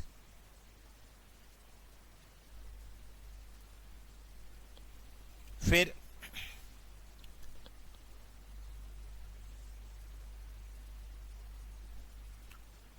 रिजर्व एंड सरप्लस, इसमें कैपिटल रिजर्व तो खाली ईगल का ही है, उन दोनों के नहीं है। और जनरल रिजर्व जो है वो सबका है, राइट। तो जनरली अब में उसने क्या बोला है, जब अपने सेकेंड टाइम लिया था तब बर्ड में कितना था रिजर्व सरप्लस, 5 लाख का था। तो इसका मतलब अभी कितने का है, 10 लाख का। 10 में से 5 प्री हो गया तो 5 पोस्ट हो गया, राइट ना। ठीक है, फिर पीएनएल का डेबिट बैलेंस है, कितने का है, 21 का। तो पूरा पोस्ट मानेंगे हम, कुछ नहीं बोलता है तो, क्योंकि उसने बोला है खाली रिजर्व इतना था, right. Reserve and surplus bird rupees 5 lakh, इतना उसने बोला है खाली।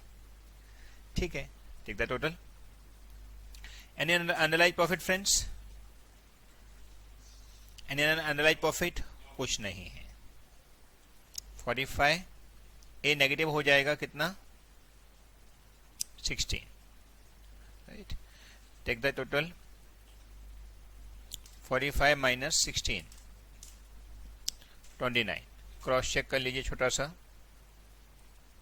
वैसे इसमें क्रॉस चेक जैसा कुछ है नहीं, क्योंकि ना ही तो कुछ बड़ा कैलकुलेशन है, डिविडेंड का कैलकुलेशन है, ना ही कुछ वैल्यूएशन है, लेकिन फिर भी लिख दीजिए, कोई बात नहीं। शेयर कैपिटल है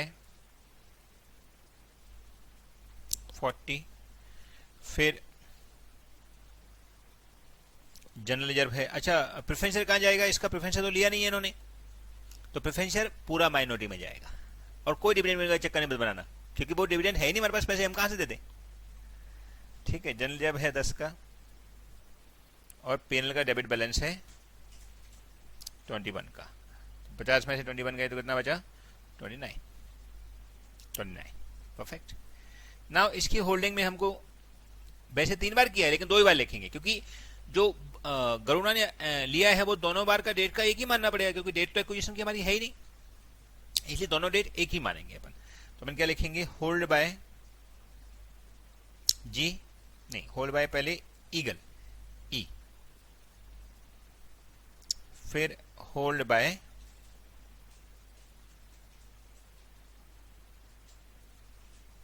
बी बर्ड, और फिर माइनॉरिटी इंटरेस्ट। ठीक है, 29 का कितना परसेंट हो जाएगा,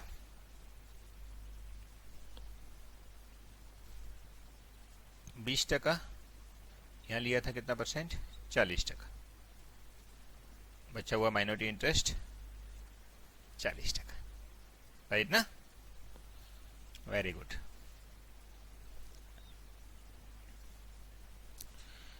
ट्वेंटी 29 का 20%, 5.8, 40%, 11.6, 11.6। इन सबके 2 हिस्से, प्री पोस्ट,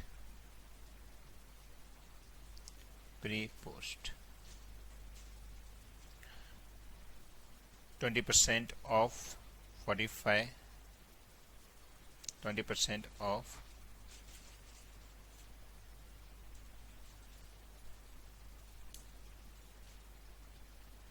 नेगेटिव 16, 3.2 नेगेटिव। 2 हिस्से, reserve and PNL. Reserve 20% of 5 positive, मतलब 1। पीएनएल 20% ऑफ 21 नेगेटिव, कितना हो जाएगा, 20% ऑफ तो 4.2, 4.2 माइनस 1, 3.2 नेगेटिव।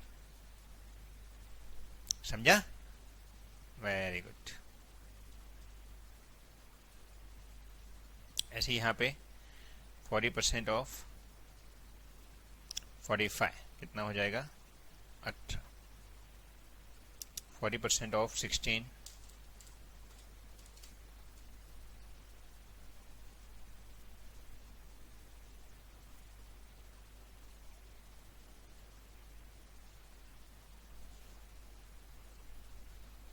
5 का 40%,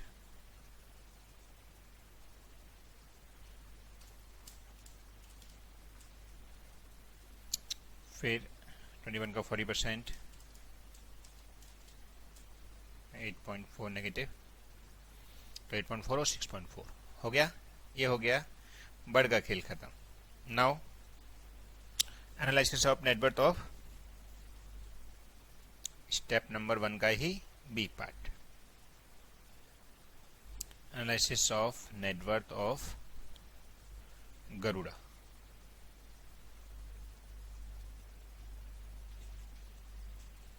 दो हिस्से, प्री पोस्ट। सबसे पहले शेयर कैपिटल, इसका सबसे लोडिंग नहीं है क्योंकि एक बार ही लिया है हमने, राइट ना। हमने मतलब ईगल ने। कितना है शेयर कैपिटल? 48 का है। फिर रिजर्व, अब इसे फर्स्ट टाइम ही लिया है तो फिर सारा रिजर्व पोस्ट ही जाएगा, कुछ प्री नहीं आएगा।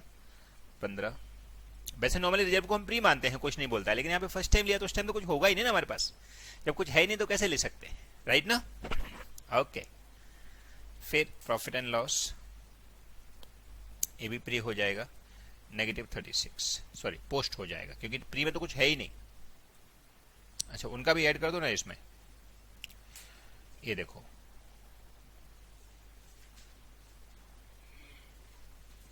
कितना होल्ड कर रहा है गरुड़ा? ये रहा 2 रिजर्व में तो +2, और प्रॉफिट एंड लॉस में 8.4, तो कितना हो जाएगा? 36 + 8.4, 44.4 नेगेटिव, राइट।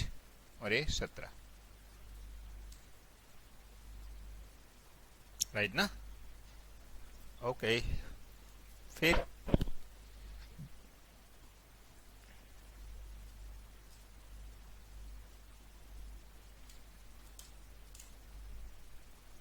$27.4, ये नेगेटिव है। हाँ, ये खाली अपन को बर्ड का ही ऐड करना है इसमें, जो गरुड़ा होल्ड कर रहा है, क्योंकि गरुड़ा का नेटवर्थ एनालिसिस हो रहा है, उसमें बर्ड जो होल्ड कर रहा है वो पोस्ट यहाँ ऐड करना पड़ता है, ऐसा हमने रूल सीखा हुआ है, याद होगा आपको, ठीक है। 48 - 27.4 इस कम्स टू 20.6। क्रॉस चेक कर ले छोटा सा, कुछ है नहीं इसमें क्रॉस चेक करने जैसा, बट फिर भी 48। फिर जनरल रिजर्व 15, राइट ना। फिर प्रॉफिट एंड लॉस 36 नेगेटिव, और बर्ड से मिला है, देखो नेट पोस्ट कितना आया था बर्ड का? 6.4 negative.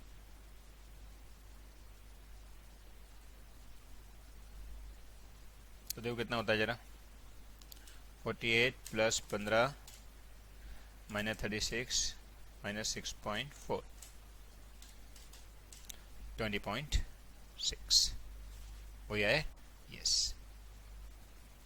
Now holding bye eagle, right.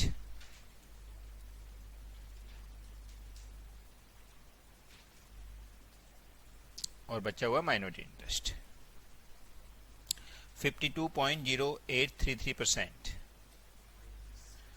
तो ये कितना था? 52 मतलब 25/48, राइट ना। तो 25/48, तो कितना बच जाएगा? 25 - 48, 23/48, राइट। दैट इज कितना परसेंट हो जाएगा? 47.9167%, बैलेंसिंग फिगर, बराबर ना। चलो अब क्या करने का है, ये माइनस निकाल दो इनका, इनटू 20.6, तो इस बार ये निकाल दिया पहले 9.87, बराबर ना। तो ये कितना हो जाएगा? थोड़ा फ्रैक्शन को अपन को एडजस्ट करना पड़ेगा, 10.73, तो ये टैली हो गया, बराबर ना।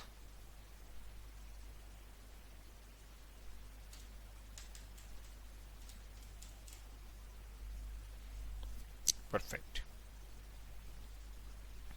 फिर हमारी होल्डिंग के दो हिस्से हो जाएंगे, प्री एंड पोस्ट।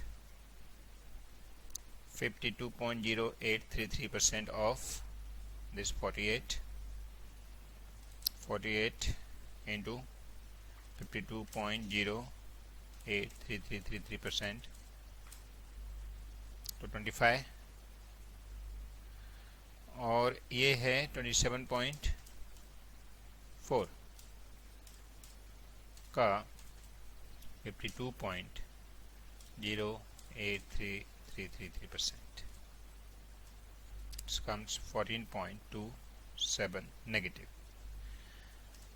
तो नेट करके कितना हो जाना चाहिए? 10.73 हो गया, बराबर है। ठीक है, कोर्स के दो हिस्से, क्या क्या? रिजर्व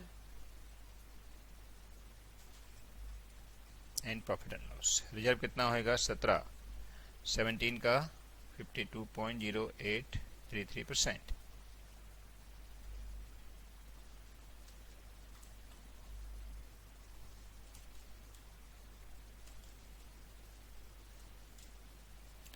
तो 17 का तो 8.85 पॉजिटिव, राइट।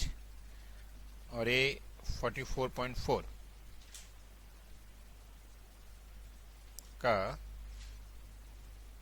52.0833%, 44.4 का इतना परसेंट, तो नेगेटिव 23.13। 1-2 भी लिखो तो भी चलेगा, 1-2 नेगेटिव। तो 8.85 माइनस कर देंगे तो आएगा 14.27। Okay, perfect. आगे बढ़ते हैं। ये हो गया हमारा एनालिसिस, स्टेप 1 ओवर।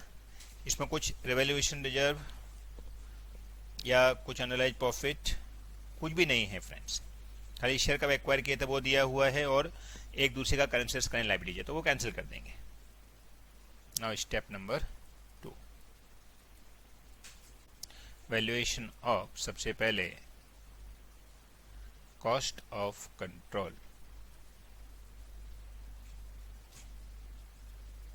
इसके अंदर कॉस्ट ऑफ एक्विजिशन कितना है? कॉस्ट ऑफ एक्विजिशन, अच्छा यहाँ पे बहुत सारे कॉलम बनाने पड़ेंगे अपन को। प्रेफरेंशियल भी लिया है ना उसने, तो उसका भी कॉलम बनाना पड़ेगा। तो देखो क्या क्या लिखेंगे। ईगल का, eagle to Garuda, eagle to bird, बराबर ना, ईगल टू गरुड़ा और ईगल टू बर्ड। फिर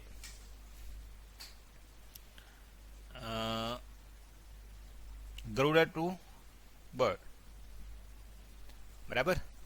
फिर बर्ड टू ईगल, लेकिन प्रेफरेंशियल, नहीं तो क्रॉस होल्डिंग हो जाएगा, बराबर। ऐसे करके आएंगे, ठीक है। ये हो गया। कितना कितना है? ईगल ने गरुड़ा में लिया 25 का, ईगल ने बर्ड में लिया 8 का, गरुड़ा ने बर्ड में लिया 20 का, और नहीं बर्ड में, हाँ, और बर्ड ने ईगल में लिया प्रेफरेंशियल, कुमुलेटिव प्रेफरेंशियल 14 का, नहीं 10 का, बराबर ना, ठीक है। और डिवेंचर है वो तो अलग लिख देंगे, डिवेंचर का भी यहाँ लिख सकते हैं, लिखने में चाहे तो अलग दिखा दो उसको, कोई फर्क नहीं पड़ता। लेस प्री एक्विजिशन नेटवर्थ, सबका स्टेप 1 से मिलेगा, 1A 1B से। गरुड़ा का उधर ही है बाजू में, देखो ये रहा 25 दिख रहा है ना, 25 लिख दो सीधा। फिर ईगल टू बर्ड, बर्ड का ये रहा 9 और उसका 18, 9 एंड 18, और इसका खाली फेस वैल्यू माइनस होगा, राइट। कितना शेयर लिया इसने? 10,000 क्वांटिटी प्रेफरेंशियल लिया, और एक शेयर कितने का है फ्रेंड्स? 100 का है, मतलब 10,000 इंटू 100 10 लाख, 10 लाख का ही हो गया, बराबर। यहाँ पे लिख चाहो तो लिख दो ब्रैकेट में, ये फेस वैल्यू है भैया, ओनली फेस वैल्यू, क्योंकि फेस वैल्यू लेते हैं ना पैसे केस में, जब हम होल्डिंग का कोई शेयर ले रखे हैं, होल्डिंग का कुछ भी लेकर रखा हुआ है, तो उसका खाली फेस वैल्यू लिया जाता है और उतना ही शेयर कैपिटल कैंसिल हो जाएगी, वो नहीं भूल जाना है, राइट। ओके, ये 0 हो गया, ये कैपिटल लेजर बचा, ये गुडविल बचा, ये 0 हो गया, बराबर। देयरफॉर नेट हमारा गुडविल बचा 1 रुपए का, ठीक है ना। 2 कैपिटल जब 2 गुडविल 1 कैपिटल जब तो कैंसिल हो गया, नेट हो गया। फिर यहाँ पे ही बी डिवेंचर का भी कर दी दो। कॉस्ट ऑफ एक्विजिशन डिवेंचर का कितना है 14 लेस फेस वैल्यू 1500 डिवेंचर हैं, एक 1000 का है, राइट ना, 1000 का, मतलब कितना हो गया 15 लाख। ये 15 लाख यहाँ से माइनस हो जाएगा, तो 1 लाख का हमारा क्या आया, प्रॉफिट एंड लॉस में प्रॉफिट आया, हमने प्रॉफिट कमा लिया बोलती, राइट। तो उतना हम प्रॉफिट दिखा देंगे। चलो डिवेंचर का भी हो गया। फिर कंसोलिडेटेड रिजर्व, पहले लिखेंगे रिजर्व ऑफ ए लिमिटेड, ए नहीं है, ई है उसका नाम इस पर, राइट, ईगल। कितना है खुद का रिजर्व 25 का। फिर कैपिटल लेजर भी लिख दो, इसको जनरल लिख दो, इसको फिर कैपिटल लेजर लिख दो, ऑफ ईगल लिमिटेड, कितने का है 120 का, राइट। अब post share plus post share in Garuda भी चाहिए हमारे लिए और बर्ड भी चाहिए, लेकिन डायरेक्टली होल्ड कर रहे हैं वो, क्योंकि जो गरुड़ा बर्ड में होल्ड करता था वो तो अपने गरुड़ा के नेटवर्क में ऐड कर लिए, वो तो अभी आने वाले हैं नहीं। तो देखो गरुड़ा का, देखो पहले गरुड़ा कितना है 8.85, 8.85, ये कहाँ से आया, स्टेप 1 से आया सर। और बर्ड का कहाँ मिलेगा, ऊपर एरा 1, ये आपका बनी है सर, राइट, तो बनी लिख देंगे, ऐड कर दो सबको, 25 प्लस 120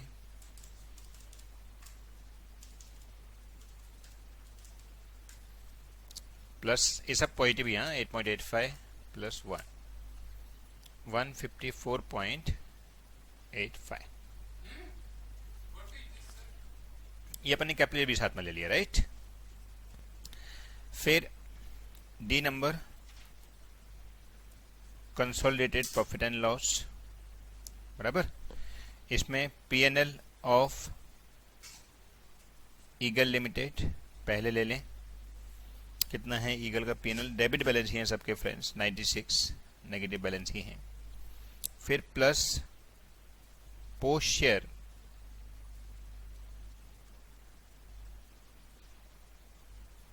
इन गरुड़ा और बर्ड, सब स्टेप 1 से मिलेगा, राइट। गरुड़ा को दरी मिलेगा, नेगेटिव है लेकिन ना सबका, ये रहा 23.12, 23.12।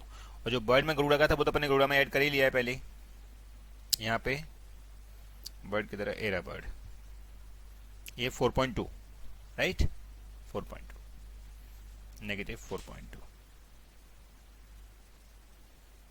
सभी ऐड होंगे इनडायरेक्टली, 96 प्लस 23.12 प्लस 4.2, 123.32। अच्छा, इसमें से वो जो उसका है डिवेंचर वाला, वो आप चाहो तो माइनस कर सकते हो, right. Now friends, minority interest. अब माइनॉरिटी इंटरेस्ट के अंदर हमको सारे प्रेफरेंस शेयर भी लेने हैं, राइट, क्योंकि प्रेफरेंस शेयर को हमने ऐसे छोड़ दिया था, उसका हमने लिया तो है नहीं, तो प्रेफरेंस शेयर भी लेना पड़ेगा। ओके, पहले minority interest in bird equity के अंदर, राइट। फिर minority interest in Garuda equity के अंदर, बता दीजिए कितना कितना आया। बर्ड में कितना था माइनॉरिटी इंटरेस्ट,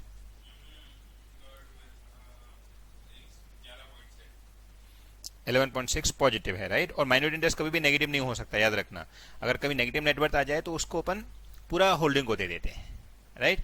और बाद में जब पॉजिटिव आएगी तो उस केस में पहले वो नेगेटिव वाले को एडजस्ट किया जाएगा और बाद में पॉजिटिव को लिया जाएगा, ऐसा रूल है। और ये शायद मैंने आपको बीच में बताया भी था एक बार, बराबर। तो यहाँ नेगेटिव नहीं है। नाउ गरुड़ा में कितना है, गरुड़ा में माइनॉरिटी इंटरेस्ट कितना है फ्रेंड्स, 9.87। अब minority interest in preference share, उसके अंदर बर्ड के और गरुड़ा में, बताइए बर्ड में कितना है, minority interest in preference share 12 है, और गरुड़ा में सॉरी बर्ड में 10 है, बर्ड में 10 है और गरुड़ा में 12 है। और कुछ है माइनॉरिटी इंटरेस्ट के अंदर, हाँ, और कुछ नहीं है। चलिए बताइए टोटल कितना हो गया, 43.47। Okay, perfect. Now step number 3, that is final answer, consolidated balance sheet of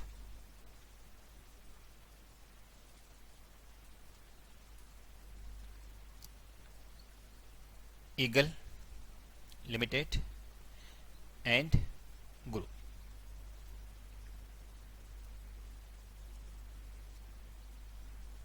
balance sheet का फॉर्मेट आपको फुल फॉर्म लगा के बनाना है,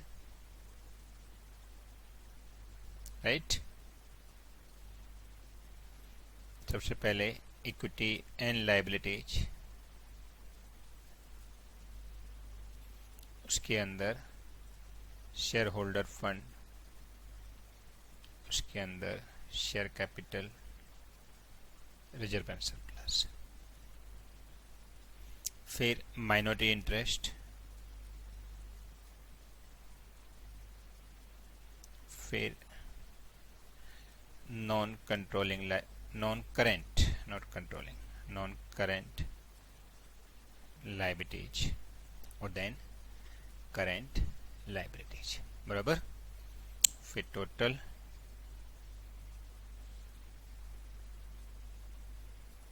फिर असेट साइड, सबसे पहले नॉन करेंट असेट्स, उसके अंदर पीपीई, उसके अंदर टैंजिबल, फिर इनटैंजिबल, और देन नॉन करेंट इन्वेस्टमेंट, और बी करेंट असेट्स। ठीक है, बताया जाए अमाउंट क्या क्या आएगी। शेयर कैपिटल में सबसे पहले दोनों ऐड हो जाएंगे, 60 + 15 और -10, क्योंकि वो 10 उसने ले रखी थी हमारे गरुड़ा ने, राइट, गरुड़ा नहीं वर्ड ने लेके रखी थी। फिर रिजर्व एंड सरप्लस, उसका नोट टू अकाउंट नंबर 1 बना दे, क्योंकि रिजर्व सरप्लस में हमारा और भी आइटम है 1-2। लिखो नोट टू अकाउंट नंबर, फिर पर्टिकुलर और फिर अमाउंट। सबसे पहले reserve and surplus, consolidated reserve, कितना आया था कंसोलिडेटेड रिजर्व, कंसोलिडेटेड रिजर्व हमारा जो आया था ना स्टेप 2 से 154.85। फिर consolidated profit and loss in negative balance होगा हमारा, कितना था 123.32, राइट। फिर लॉस ऑन डिबेंचर, नहीं प्रॉफिट था डिबेंचर पे, right, profit on debenture cancellation, बताइए 1 रुपये का, और कहीं कुछ और इससे रिलेटेड कोई नहीं है, राइट। वो हमारा गुडविल आया था बाकी का, तो राइट। तो कितना हो गया टोटल 154.85 + 1 लेस 123.32, 32.3 बराबर। ये क्या हो गया, कंसोलिडेटेड, या आप डायरेक्ट लिख दो रिजर्व एंड सरप्लस, उसमें कंसोलिडेटेड क्या लिखने का, 32.53 बराबर, 32.53। माइनर इंटरेस्ट कितना है हमारा, 43.47। फिर नॉन करेंट लायबिलिटी में कुछ है इसमें, yes, 8% mortgage debenture, 8% mortgage debenture. ये कितने के हैं friends, 25 plus 15 plus 10 minus 15, right, 15 minus हो जाएंगे उसमें से, तो कितना बचेगा, 35, ठीक है। फिर सिक्योर्ड लोन में, secured loan and advances from bank, तो वो भी यहाँ लिख दीजिए, secured loan and advances from bank. इनका डायरेक्ट टोटल लग जाएगा, कुछ है तो नहीं, कितना है total, loan and advances from bank 153 plus 71 plus 52, कितना हो टोटल 276, ठीक है। फिर गरुड़ा से लिमिटेड से आप उसमें कैंसिल हो जाएंगे। फिर डिपॉजिट फ्रॉम पब्लिक, वो भी हमारा नॉन करेंट लायबिलिटी होगा फ्रेंड्स, डिपॉजिट फ्रॉम पब्लिक 18, 12 और 3 कितना हो जाएगा, 33। और ये फ्रॉम गरुड़ा और ये जो है उसमें 12, 15 हम कैंसिल करने वाले हैं, सब्जेक्ट टू कुछ बचा रह जाए कैश इन ट्रांजिट, राइट। फिर करेंट लायबिलिटी एंड प्रोविजन, इसके अंदर इंटर कंपनी बैलेंस। अब इंटर कंपनी बैलेंस का एसेट साइड दिया है कुछ, एसेट साइड कुछ भी नहीं दिया इंटर कंपनी बैलेंस, तो हम एजेंट लिख देते हैं, उसमें दिमाग नहीं लगाते, राइट। हमको क्या पता इंटर कंपनी बैलेंस क्या होगा, बहुत सारी चीज हो सकती हैं। फिर अदर लायबिलिटीज एंड प्रोविजन, अब ये हमको क्या करना है, वो हमारे कॉमन डेटर्स हैं, वो भी माइनस करना है, राइट। तो 314 प्लस 125 प्लस 72 माइनस कॉमन कितना था हमारा, current assets of government limited and bird limited include 4 lakh and 6 lakh respectively, तो हम क्या करेंगे 10 माइनस कर देते हैं, राइट, क्योंकि असेट्स में हटाएंगे तो लायबिलिटी में हटाना पड़ेगा ना। कितना हो जाएगा बताइए, 314 plus 125 plus 72 minus 10 comes to 501, right, ठीक है। फिर फिक्सेस में टेंजिबल का टोटल बता दीजिए, कुछ रेवोल्यूशन तो है नहीं, 272 plus 104 plus 42, how much, 272 plus 104 plus 42, 418, right. फिर इन्वेस्टमेंट तो सब कैंसिल हो जाएंगे। करेंट असेट्स के अंदर कितना कितना है, 353 प्लस 123 प्लस 112 माइनस जो अपन ऊपर माइनस किया वो माइनस करना पड़ेगा 10, और माइनस बाकी के जो ड्यू हैं वो भी माइनस कर दो, 15 और 12 अपन ऊपर छोड़ दिया ना, 15, 12, क्योंकि यहाँ तो अलग से दिया नहीं है, तो यहाँ पे वही सब आ जाएगा, और क्या करेंगे अपन, बता दीजिए कितना हो गया, 353 plus 123 plus 112 minus 10 minus 15 minus 12, 551 बराबर। चलिए सारे एसेट्स लायबिलिटीज हो गए, प्रॉफिट लॉस हमने पहले ही ले लिया है। अब जरा एक बार बैलेंस शीट का आइटम चेक कर लें। माइनर इंटरेस्ट हमने यहाँ ले ही लिया है, ये एक प्रॉफिट था वो ले लिया है हमने डिवेंचर का। गुडविल नहीं लिया 1 लाख की, तो गुडविल ले लीजिए 1 लाख, इंटेंजिबल 1 लाख।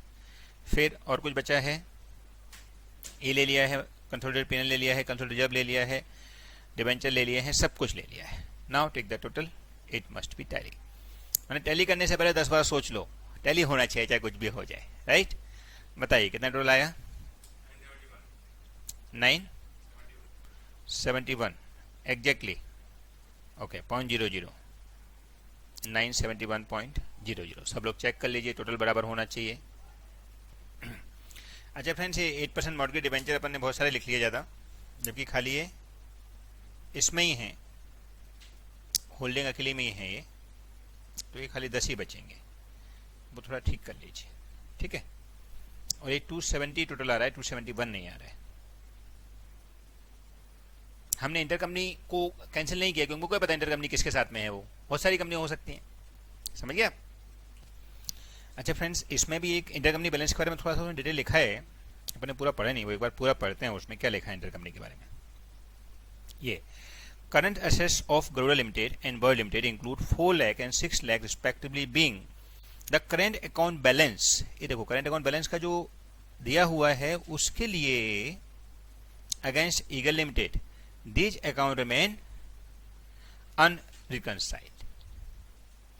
मतलब ये जो है वो अभी तक अनरिकंसाइल है, और जो करंट अकाउंट बैलेंस दिया हुआ है 9 का, इसके अगेंस्ट में ये असेट्स हैं। तो अभी यहाँ पे लाइब्रेरी बोलता है 9 और एसेट्स बोलता है 10, तो एक कैश इन ट्रांजिट हो गया ना। तो अपन ने पूरा 10 का 10 माइनस कर दिया है, और हमने इस करंट बैलेंस को एचडी रखा है, तो अपन को ये बैलेंस हटाना पड़ेगा यहाँ से। तो क्या करो आप, ये बैलेंस जो है ना 9 करंट अकाउंट बैलेंस, इसको हटा देते हैं, और यहाँ 10 माइनस नहीं करते, यहाँ पे 9 ही माइनस करते हैं। क्यों? क्योंकि वो 9 ही है, बेसिकली वो हमारे 9 ही है, ठीक है। तो ये 9 हट जाएगा यहाँ से, और 9 माइनस होगा तो ये 1 की जगह 2 हो जाएगा, तो ये वापस 70 बनी हो जाएगा। ओके, अब यहां पर हमको 10 माइनस करने बजाय 10 माइनस करना पड़ रहा है, तो कैश इन ट्रांजिट एक अलग से दिखा दो, कैश इन ट्रांजिट 1 रुपया, तो ये भी 71 हो जाएगा। मैं एक बार बोल देता हूं, जो इंटरकंपनी बैलेंस है 9 रुपया, जिसको हमने एचडी रखा था अभी, वो बेसिकली डेटर्स का है, जैसा उसने नोट एडजस्टमेंट में बोला हुआ है, हमने समझा वो अलग ही है, ठीक है। अब वो डेटर्स का ही निकला है, तो डेटर्स हमारे 10 के माइनस नहीं होंगे, 9 के ही माइनस होंगे, क्योंकि 9 के ही हमारा ये इंटरकंपनी बैलेंस था। लेकिन असेट साइड में 10 हटाना पड़ रहा है, तो असेट साइड में जब 10 हटाएंगे तो यहाँ से 10 माइनस कर दिया अपन ने, देखो ये 10 माइनस किया है, दिख रहा है। तो एक कैश इन ट्रांजिट अलग से दिखा देंगे, जैसा हम हमेशा दिखाते हैं। अगर एसेट्स हमारी ज्यादा है, लाइब्रेरी कम है, तो कैश इन ट्रांजिट में, ठीक है, तो 970 बनी आ जाएगा। जिट क्लियर? खाली इंटरकंपनी बैलेंस की वजह से, बाकी कोई फर्क नहीं पड़ रहा है। इंटरकंपनी बैलेंस का एडजस्टमेंट जो दिया था वो कंप्लीट एडजस्टमेंट का मतलब इंटरकंपनी अकाउंट का बैलेंस के लिए ही दिया हुआ, बताओ। Okay, yes friends, now question number 19। उस क्वेश्चन के अंदर हमको क्या देखना है कि अगर नेटवर्थ लॉस में आती है, मैंने आपको बताया था ना बीच में, आई थिंक लिखवाया था आपको मैंने नोट्स में, कि अगर नेटवर्थ नेगेटिव आती है तो फिर होल्डिंग कंपनी ही पूरी की पूरी लेगी, माइनॉरिटी को नहीं मिलेगा। और जब प्रॉफिट आना चालू होगा तो पहले होल्डिंग अपनी वो लॉस को रिकवर करेगी, जितना भी प्रॉफिट आया है उसमें से, बाद में फिर माइनॉरिटी को देना चालू करेगी, ठीक है। ये कॉमन कॉन्सेप्ट है, उसके ऊपर एक छोटा सा नोट भी लगा दूंगा मैं। पहले क्वेश्चन नंबर 19 रीड करते हैं, जो कि मॉड्यूल का क्वेश्चन नंबर है। मॉड्यूल क्वेश्चन नंबर कौन सा है? मॉड्यूल का क्वेश्चन नंबर कौन सा है? मॉड्यूल का क्वेश्चन नंबर 3, ठीक है। पेज नंबर क्या है? 5.13, बरोबर ना, ठीक है। ए limited acquired 70% of equity share of B Limited as on 1st January 2005. Okay, 70% ले लिया 1 जनवरी 2005 को, at a cost of 10 lakh when V Limited had a equity share capital 10 lakh and reserve and surplus 80,000. तो उस दिन जिस दिन acquire किया उस दिन का इक्विटी शेयर भी दे दिया है और उस दिन का अपन को रिजर्व सरप्लस भी दे दिया है। इन शॉर्ट 10,80,000 का था, उसका 70% हमने लिया है और 10 लाख में लिया है, तो सीधा गुडविल तरी दिख गया, राइट। लेकिन दिया है उसने, बैलेंस शीट नहीं दिया, बट खाली ये दे दिया उसने आइटम, ठीक है। Both the company follow calendar year as a accounting year, बहुत अच्छी बात है, नहीं तो अपन को अकाउंटिंग ईयर सेम करना पड़ता, याद है ना, अपन ने डिफरेंट अकाउंटिंग पॉलिसी किया था। In the 4 conclusion consecutive year, B Limited fared badly and suffering losses of 2,50,000, 4 lakh, 5 lakh, 1,20,000 respectively. ये हर साल का लॉस दिया उसने, कितने साल का? 4 साल का, ठीक है। और किसका लॉस है? बी लिमिटेड का। ए लिमिटेड ने एक्वायर किया और बी को लॉस हो गया, मतलब इनडायरेक्टली ए को भी भुगतना पड़ेगा, और क्या करेंगे, ठीक है। देयर आफ्टर इन 2009, ओके, 2005 मतलब 5, 6, 7, 8 और 9 में जाके फिर कुछ चेंज होना चालू हुआ है। अभी तक 4 साल का प्रॉफिट हमारा वो लॉस तक हो गया, तो ऑन 5 से चालू करेंगे, दिसंबर 5, दिसंबर 6, ऐसे आगे का, ठीक है। Thereafter 2009 B limited experience turn round and registered an annual profit of 50,000. Okay, इसके बाद उसको प्रॉफिट हो गया 2009 में पहली बार। In the next 2 year, that is 2010-11, B limited record annual profit of 1 lakh and 1,50,000 respectively. ठीक है. So the minority interest and cost of control at the end of each year for the purpose of consolidation. ये लीजिए, मतलब उसने क्या मांगा है हमसे, उसने हमसे मांगा है खाली माइनॉरिटी इंटरेस्ट जो कि हमारी स्टेप 1 में आ जाता है और कॉस्ट ऑफ कंट्रोल जो कि हमारी स्टेप 2 के ए में आ जाता है. बराबर. तो हमको क्या करना है, हमको स्टेप 1 बनानी है और स्टेप 2 का खाली ये बनाना है, हमारा काम हो जाएगा. लेकिन उसमें याद रखना है कि माइनॉरिटी इंटरेस्ट को कभी लॉस होगा तो नहीं मिलेगा. राइट. सो फ्रेंड्स, ये सम 10 मिनट का है बेसिकल होने को, लेकिन घुमाया इतना जाता है और एग्जाम में कई बार पूछा गया है. बच्चा डर जाता है, क्या करेंगे भाई, 5-5 साल 10-10 साल का हो गया तो क्या हो गया, कोई बड़ी बात नहीं है. राइट. चलो करते हैं answer to question number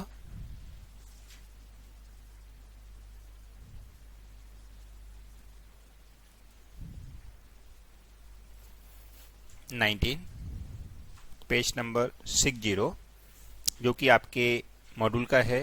question number 3, page 5.13 module. Right. चलिए नाउ सबसे पहले स्टेप नंबर 1. अच्छा, ए भी लिख सकते बन जाए तो ए लिमिटेड ने एक्वायर किया है 70%, तो ए लिमिटेड बी लिमिटेड में 70% एक्वायर किया है. उस दिन का डेट नहीं दिया है, लेकिन हमको डेट भी दिया है 1/1/5 को. बराबर. और हमको डेट ऑफ कंसोलिडेशन जो है, डेट ऑफ कंसोलिडेशन 31 मार्च 5 भी है, 31 दिसंबर सॉरी, फिर 6 भी है, 7 भी है, 8 भी है, 9 भी है, 10 भी है और 11 भी है. ऐसे कितने साल हो गए हमारे, इतने साल हो गए. ठीक है, कोई बात नहीं है, इतने साल हो गए तो क्या हुआ. राइट. चलो नाउ अपन जितने साल करने वाले उस साल का हमको एनालिसिस करना पड़ेगा, बिल्कुल करना पड़ेगा. That is pre and post calculation. बराबर. तो अब 1 2 3 4 5 6 7 साल हो रहे हैं. तो या तो अब 7 चार्ट बनाओ, और 7 चार्ट में हमको पता है खाली प्रॉफिट का ही चेंज होने वाला है और तो कुछ है नहीं. और प्रॉफिट सारा पोस्ट मानेंगे क्योंकि जिस दिन लिया उस दिन तो एक्विजिशन को पता है, बाकी का सब तो पोस्ट है. तो हम चाहें तो क्या कर सकते हैं, एक ही में थोड़ा प्लानिंग के साथ प्री पोस्ट 7 टाइम कर सकते हैं. लेकिन वो 7 अलग अलग ईयर है. It is not a 7 same he question का सब्सिक्वेंट होल्डिंग नहीं है. होल्डिंग एक बार ही है, लेकिन कंसोलिडेट हर साल करना पड़ता है, क्योंकि आप सबको पता है कंसोलिडेट हर साल करना पड़ता है. राइट. अच्छा, उससे पहले भी एक नोट लगा दीजिए. एच पर AS21 if net worth is negative, then minority interest will not get lost net worth. Instead of that, H Limited have to bear full loss. ठीक है. लेकिन negative net worth, profit and loss की बात नहीं कर रहा हूं मैं. नेटवर्थ नेगेटिव हो गई तो ही आपको ए होगा, नहीं तो नहीं होगा. ठीक है. अच्छा, इसके अलावा भी फ्रेंड जो पहले वाला क्वेश्चन था ना, उसमें भी आपको एक नोट लगाना था. जो पहले वाला क्वेश्चन था कि हम लोगों को उसने जो डिविडेंड है वो नहीं दिया है, वो preference dividend in arrears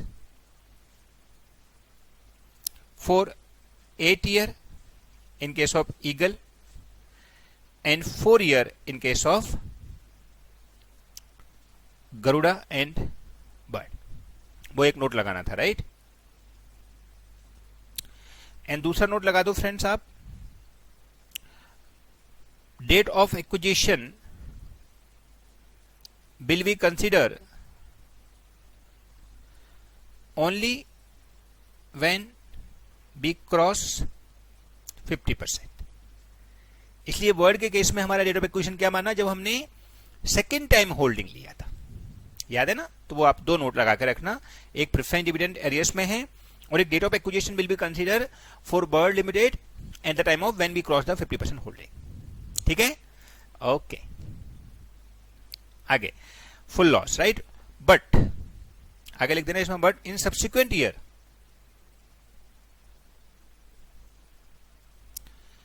if we get positive net worth, positive net बताया, Then first we will adjust H limited loss, जो previous loss थे previously. Then we start to give to minority interest. ठीक है, वो अपन को याद रखना है, इसके बाद ही हम माइनॉरिटी इंटरेस्ट को देना चालू करेंगे। नाउ लिखेंगे स्टेप 1 एनालिसिस ऑफ, स्टेप 1 को नीचे लिखता हूं मैं, अभी यहां से हटा देते हैं। क्या लिखेंगे? Step 1 analysis of networth of, क्या नाम है, बी लिमिटेड। अब फ्रेंड्स हमको 7 बनाने हैं, 1 2 3 4 5 6 and 7। आई सजेस्ट कि आप 7 लाइन खींच देना।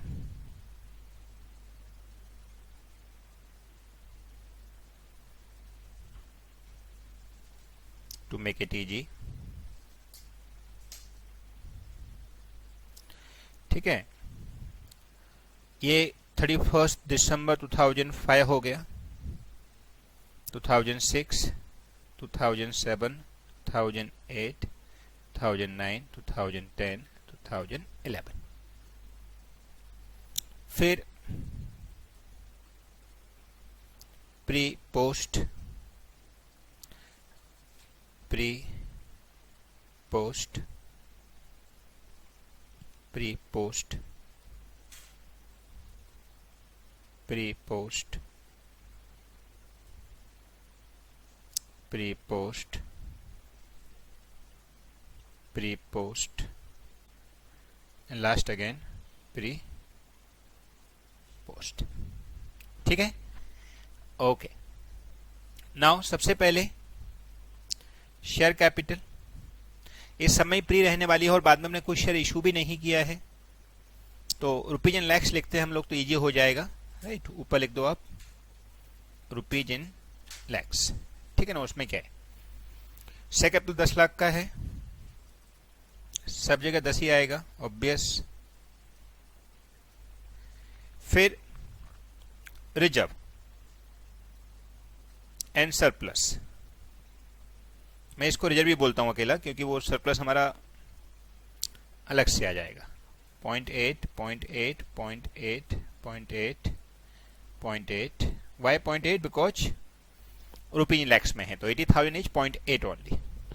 ठीक है, अब प्रॉफिट एंड लॉस, जो कि रिजर्व में तो कुछ चेंज हुआ नहीं है, क्योंकि रिजर्व उसने कहीं बताया नहीं हमको कि रिजर्व कहीं यूज कर लिया है उसने या किसी को दे दिया है। अगर ऐसा कुछ होता तो हमारा गुडविल माइनॉरिटी इंटरेस्ट भी चेंज हो सकता है, गुडविल भी, बट अभी वो चेंज नहीं होने वाला है, क्योंकि उसने प्री में कुछ भी चेंज नहीं किया है, ना तो प्री में से उसने कोई डिविडेंड बांटा है, बरोबर, और ना ही उसने प्री में से कोई बोनस बांटा है, तो प्री में कोई चेंज नहीं हुआ है, इसके लिए हमारा गुडविल हर साल सेम रहने वाला है। तो गुडविल का एक कॉलम बनाएंगे तो अभी चलेगा, लेकिन माइनॉरिटी इंटरेस्ट बहुत सारे आएंगे, इसलिए माइनॉरिटी इंटरेस्ट इधर ही निकल जाएंगे अपने। समझ में आ गया? ओके। नाउ पीएनएल में पोस्ट क्या क्या आएगा, तो सारा पीएनएल पोस्ट ही है, और क्या है। तो पहली साल लॉस हुआ है 2.5 का, तो पोस्ट में 2.5 लिख देंगे, नेगेटिव, बरोबर। अब सेकेंड ईयर में लॉस कितने का हुआ है? 4 लाख का, तो 4 lakh is not a cumulative, वो 4 उस साल का है, तो इसका मतलब सेकेंड ईयर में कितना लॉस हो गया होगा पूरा नेटवर्थ, क्योंकि हमको तो नेटवर्थ चाहिए ना, हम लोग बैलेंस शीट बनाते हैं, we are not making PNL account in the each year, we the balance sheet, balance sheet में पुराना कैरी फॉरवर्ड होता है, जिसका मतलब हमको फर्स्ट ईयर में लॉस हुआ 2.5 का, तो सेकेंड ईयर में लॉस हुआ 4 लाख का, तो मिलकर कितना हो जाएगा? 6.5। फिर नेक्स्ट ईयर वापस लॉस हुआ 5 लाख का, तो कितना हो जाएगा? 11.5। होगा कि नहीं? अरे ऐड होगा ही ना, डेफिनेटली। फिर 1.2 का लॉस हुआ वापस, तो कितना हो गया? 12.7। बराबर कि नहीं फ्रेंड्स? फिर 50,000 का प्रॉफिट हुआ 2009 में, तो लॉस कम हो जाएगा थोड़ा सा, तो 12.20 हो जाएगा लॉस। फिर मुनाफा 1 लाख का हो गया तो 11.2 हो जाएगा लॉस। तो मुनाफा 1.5 लाख का हो गया तो कितना हो जाएगा 11.2 माइनस 1.5 9.7। ये मैं पोस्ट की बात कर रहा हूं। हाँ, ये सब पोस्ट में है, भले थोड़ा सा प्री साइड में लिख गया हो लेकिन सब पोस्ट है। ओके, और कुछ है? और क्या, कुछ दिया ही नहीं, उसने वैल्यूएशन थोड़ी दिया हमारे लिए, ना रिवैल्यूएशन है ना कुछ है, लेकिन होता तो भी कोई तकलीफ थोड़ी है, बना देते। लगा दीजिए टोटल, प्री का टोटल, पोस्ट का टोटल, प्री का टोटल, पोस्ट का टोटल, प्री का टोटल, पोस्ट का टोटल। प्री का तो फ्रेंड्स सब में सेम ही रहने वाला है, ठीक है, दैट इज 10.8। तो मैं लिख दूं सब जगह 10.8, क्योंकि इसमें कुछ चेंज किया नहीं उसने, और वैसे भी चेंज होता नहीं है, नॉर्मली चेंज होता ही नहीं है फ्रेंड। जिस दिन लिया उस दिन बैलेंस शीट में जो आइटम था वही देखा जाएगा, उसमें क्या है। तो ये 10.8 हो गया। ये 2.5 negative, 6.5 negative, 11.5 negative, 12.7 negative, 12.2 negative, 11.2 negative and 9.7 negative. अब दोनों का इकट्ठा कर लेते हैं भैया, दोनों इकट्ठे हो जाइए, और यहां सबका अलग अलग आएगा, याद रखो, यहां सबका अलग अलग आएगा। ओके ओके, कितना 8.3, फिर 4.3, देन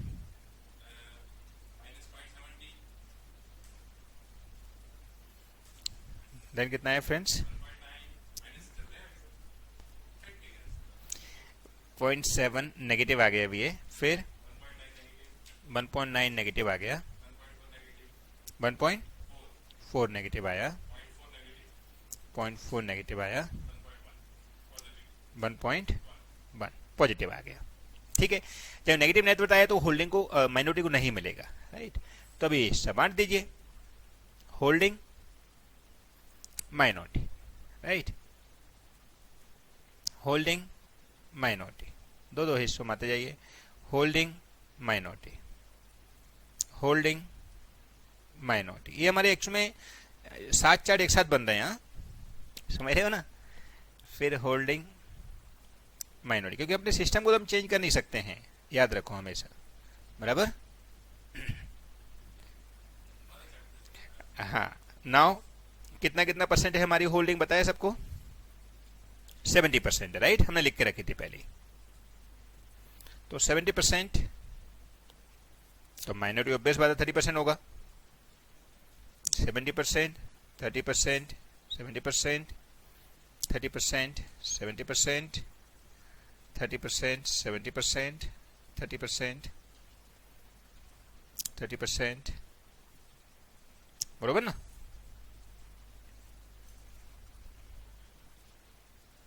राइट, अब क्या करो, 8 पॉइंट या 0.7 को मल्टीप्लाई कर लो, मल्टीप्लाई बाय 8.3, 5.81 बराबर। ऐसे ही 4.3 तो 3.01, ऐसे ही 0.7। अभी नेगेटिव तो पूरी इसको ही जाएगी, पूरी की पूरी, नेगेटिव में कभी भी आपको उधर नहीं देना है बिल्कुल। 1.4 पूरा, 0.4 पूरा।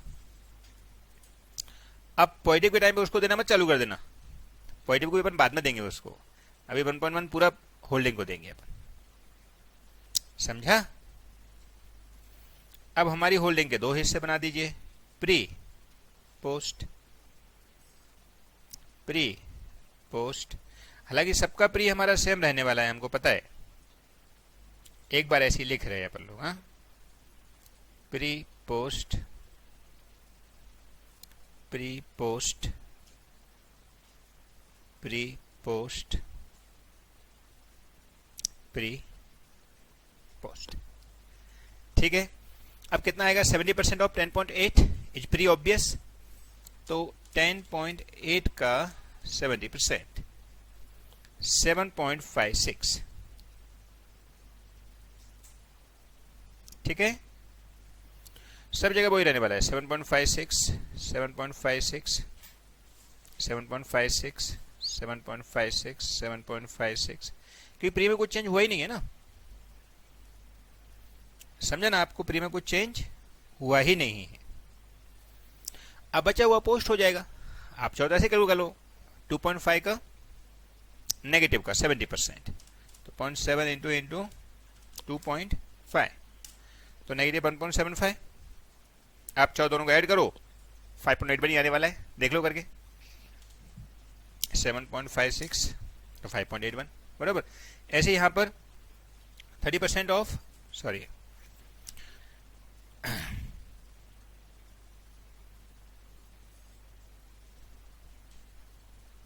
अच्छा 30% भी निकाल दो, माइनर इंटरेस्ट चाहिए ना हमारे लिए, तो 0.3 इंटू 8.3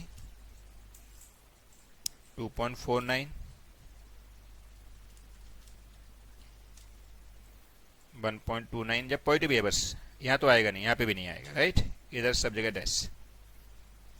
तो माइनर इंटरेस्ट खाली दो ही केस में आए, बाकी सब ज्यादा डैश ही आए, क्योंकि यहाँ पे लॉस को बेयर करने के लिए उनके पास पैसे नहीं है अभी। तो यहाँ प्रॉफिट में आया तो नहीं, तो हम लोगों को दे दो उनको पूरा, अब उनको नहीं देंगे, बराबर, परफेक्ट। तो प्री हो गया, पोस्ट निकाल दीजिए सबका ऐसे ही 0.3% करके। तो फ्रेंड्स ये हमारी कैलकुलेशन हो गई, जिसमें हमारा माइनॉरिटी इंटरेस्ट भी आ गया सबका। तो माइनॉरिटी इंटरेस्ट खाली मोस्टली दो ही केस में आ रहा है, इसके अलावा सब जगह डैश आ रहा है। हालांकि वो लॉस जो वो बियर कर रहे हैं वो लॉस हम पहले हमसे लेंगे, लेकिन हमको प्रॉफिट खाली एक बार ही हुआ है, तो इस केस में हमारा लॉस एक बार ही आने वाला है, तो हमको ज्यादा कोई हिसाब करने की जरूरत नहीं है। ये लॉस कितना बियर करने वाले हैं लिखना चाहो लिख दो आप, जिनका जितना हिस्सा उतना लॉस बियर करने वाले हैं। अभी सपोज यहाँ पे लॉस आया 0.7, तो 0.7 का 30% वो लॉस बियर करेंगे, बराबर। Now step number 2, step number 2 में क्या आएगा, कॉस्ट ऑफ कंट्रोल। अभी कॉस्ट ऑफ कंट्रोल हर साल सेम रहने वाली है, तो मैं लिख देते हैं for all year same. Cost of acquisition 10 lakh की है, लेस प्री एक्विजिशन नेटवर्थ 7.56, सब जगह दिया हुआ देखो 7.56 सेम ही है, तो 10 माइनस 7.56 कितना हो जाएगा, 2,44,000 is a goodwill, that's all. तो कॉस्ट ऑफ कंट्रोल हो गया हर साल का, ईच ईयर का, for all year same, right, 2,44,000। Minority interest हो गया फर्स्ट ईयर का 249, सेकंड ईयर 1.29, थर्ड ईयर में कुछ नहीं है माइनॉरिटी इंटरेस्ट क्योंकि लॉस हो रहा है, और लास्ट ईयर में भी कुछ नहीं आया क्योंकि वो लॉस एडजस्ट करेंगे, उनको नहीं देंगे। Clear, that's all. तो फ्रेंड्स हमारे कौन कौन से क्वेश्चन हो गए आज, क्वेश्चन नंबर 20, 21, 20, 21, 23 एंड 19, बराबर। तो चारों सम जितनी भी पॉसिबिलिटी हो सकती थी हमने सब लॉजिकल डिस्कस किया, प्लस सब चीजें एक जैसी हैं, याद रखना 90% चीजें 80% चीजें रिपीट होती है। Okay, thank you very much, bye bye.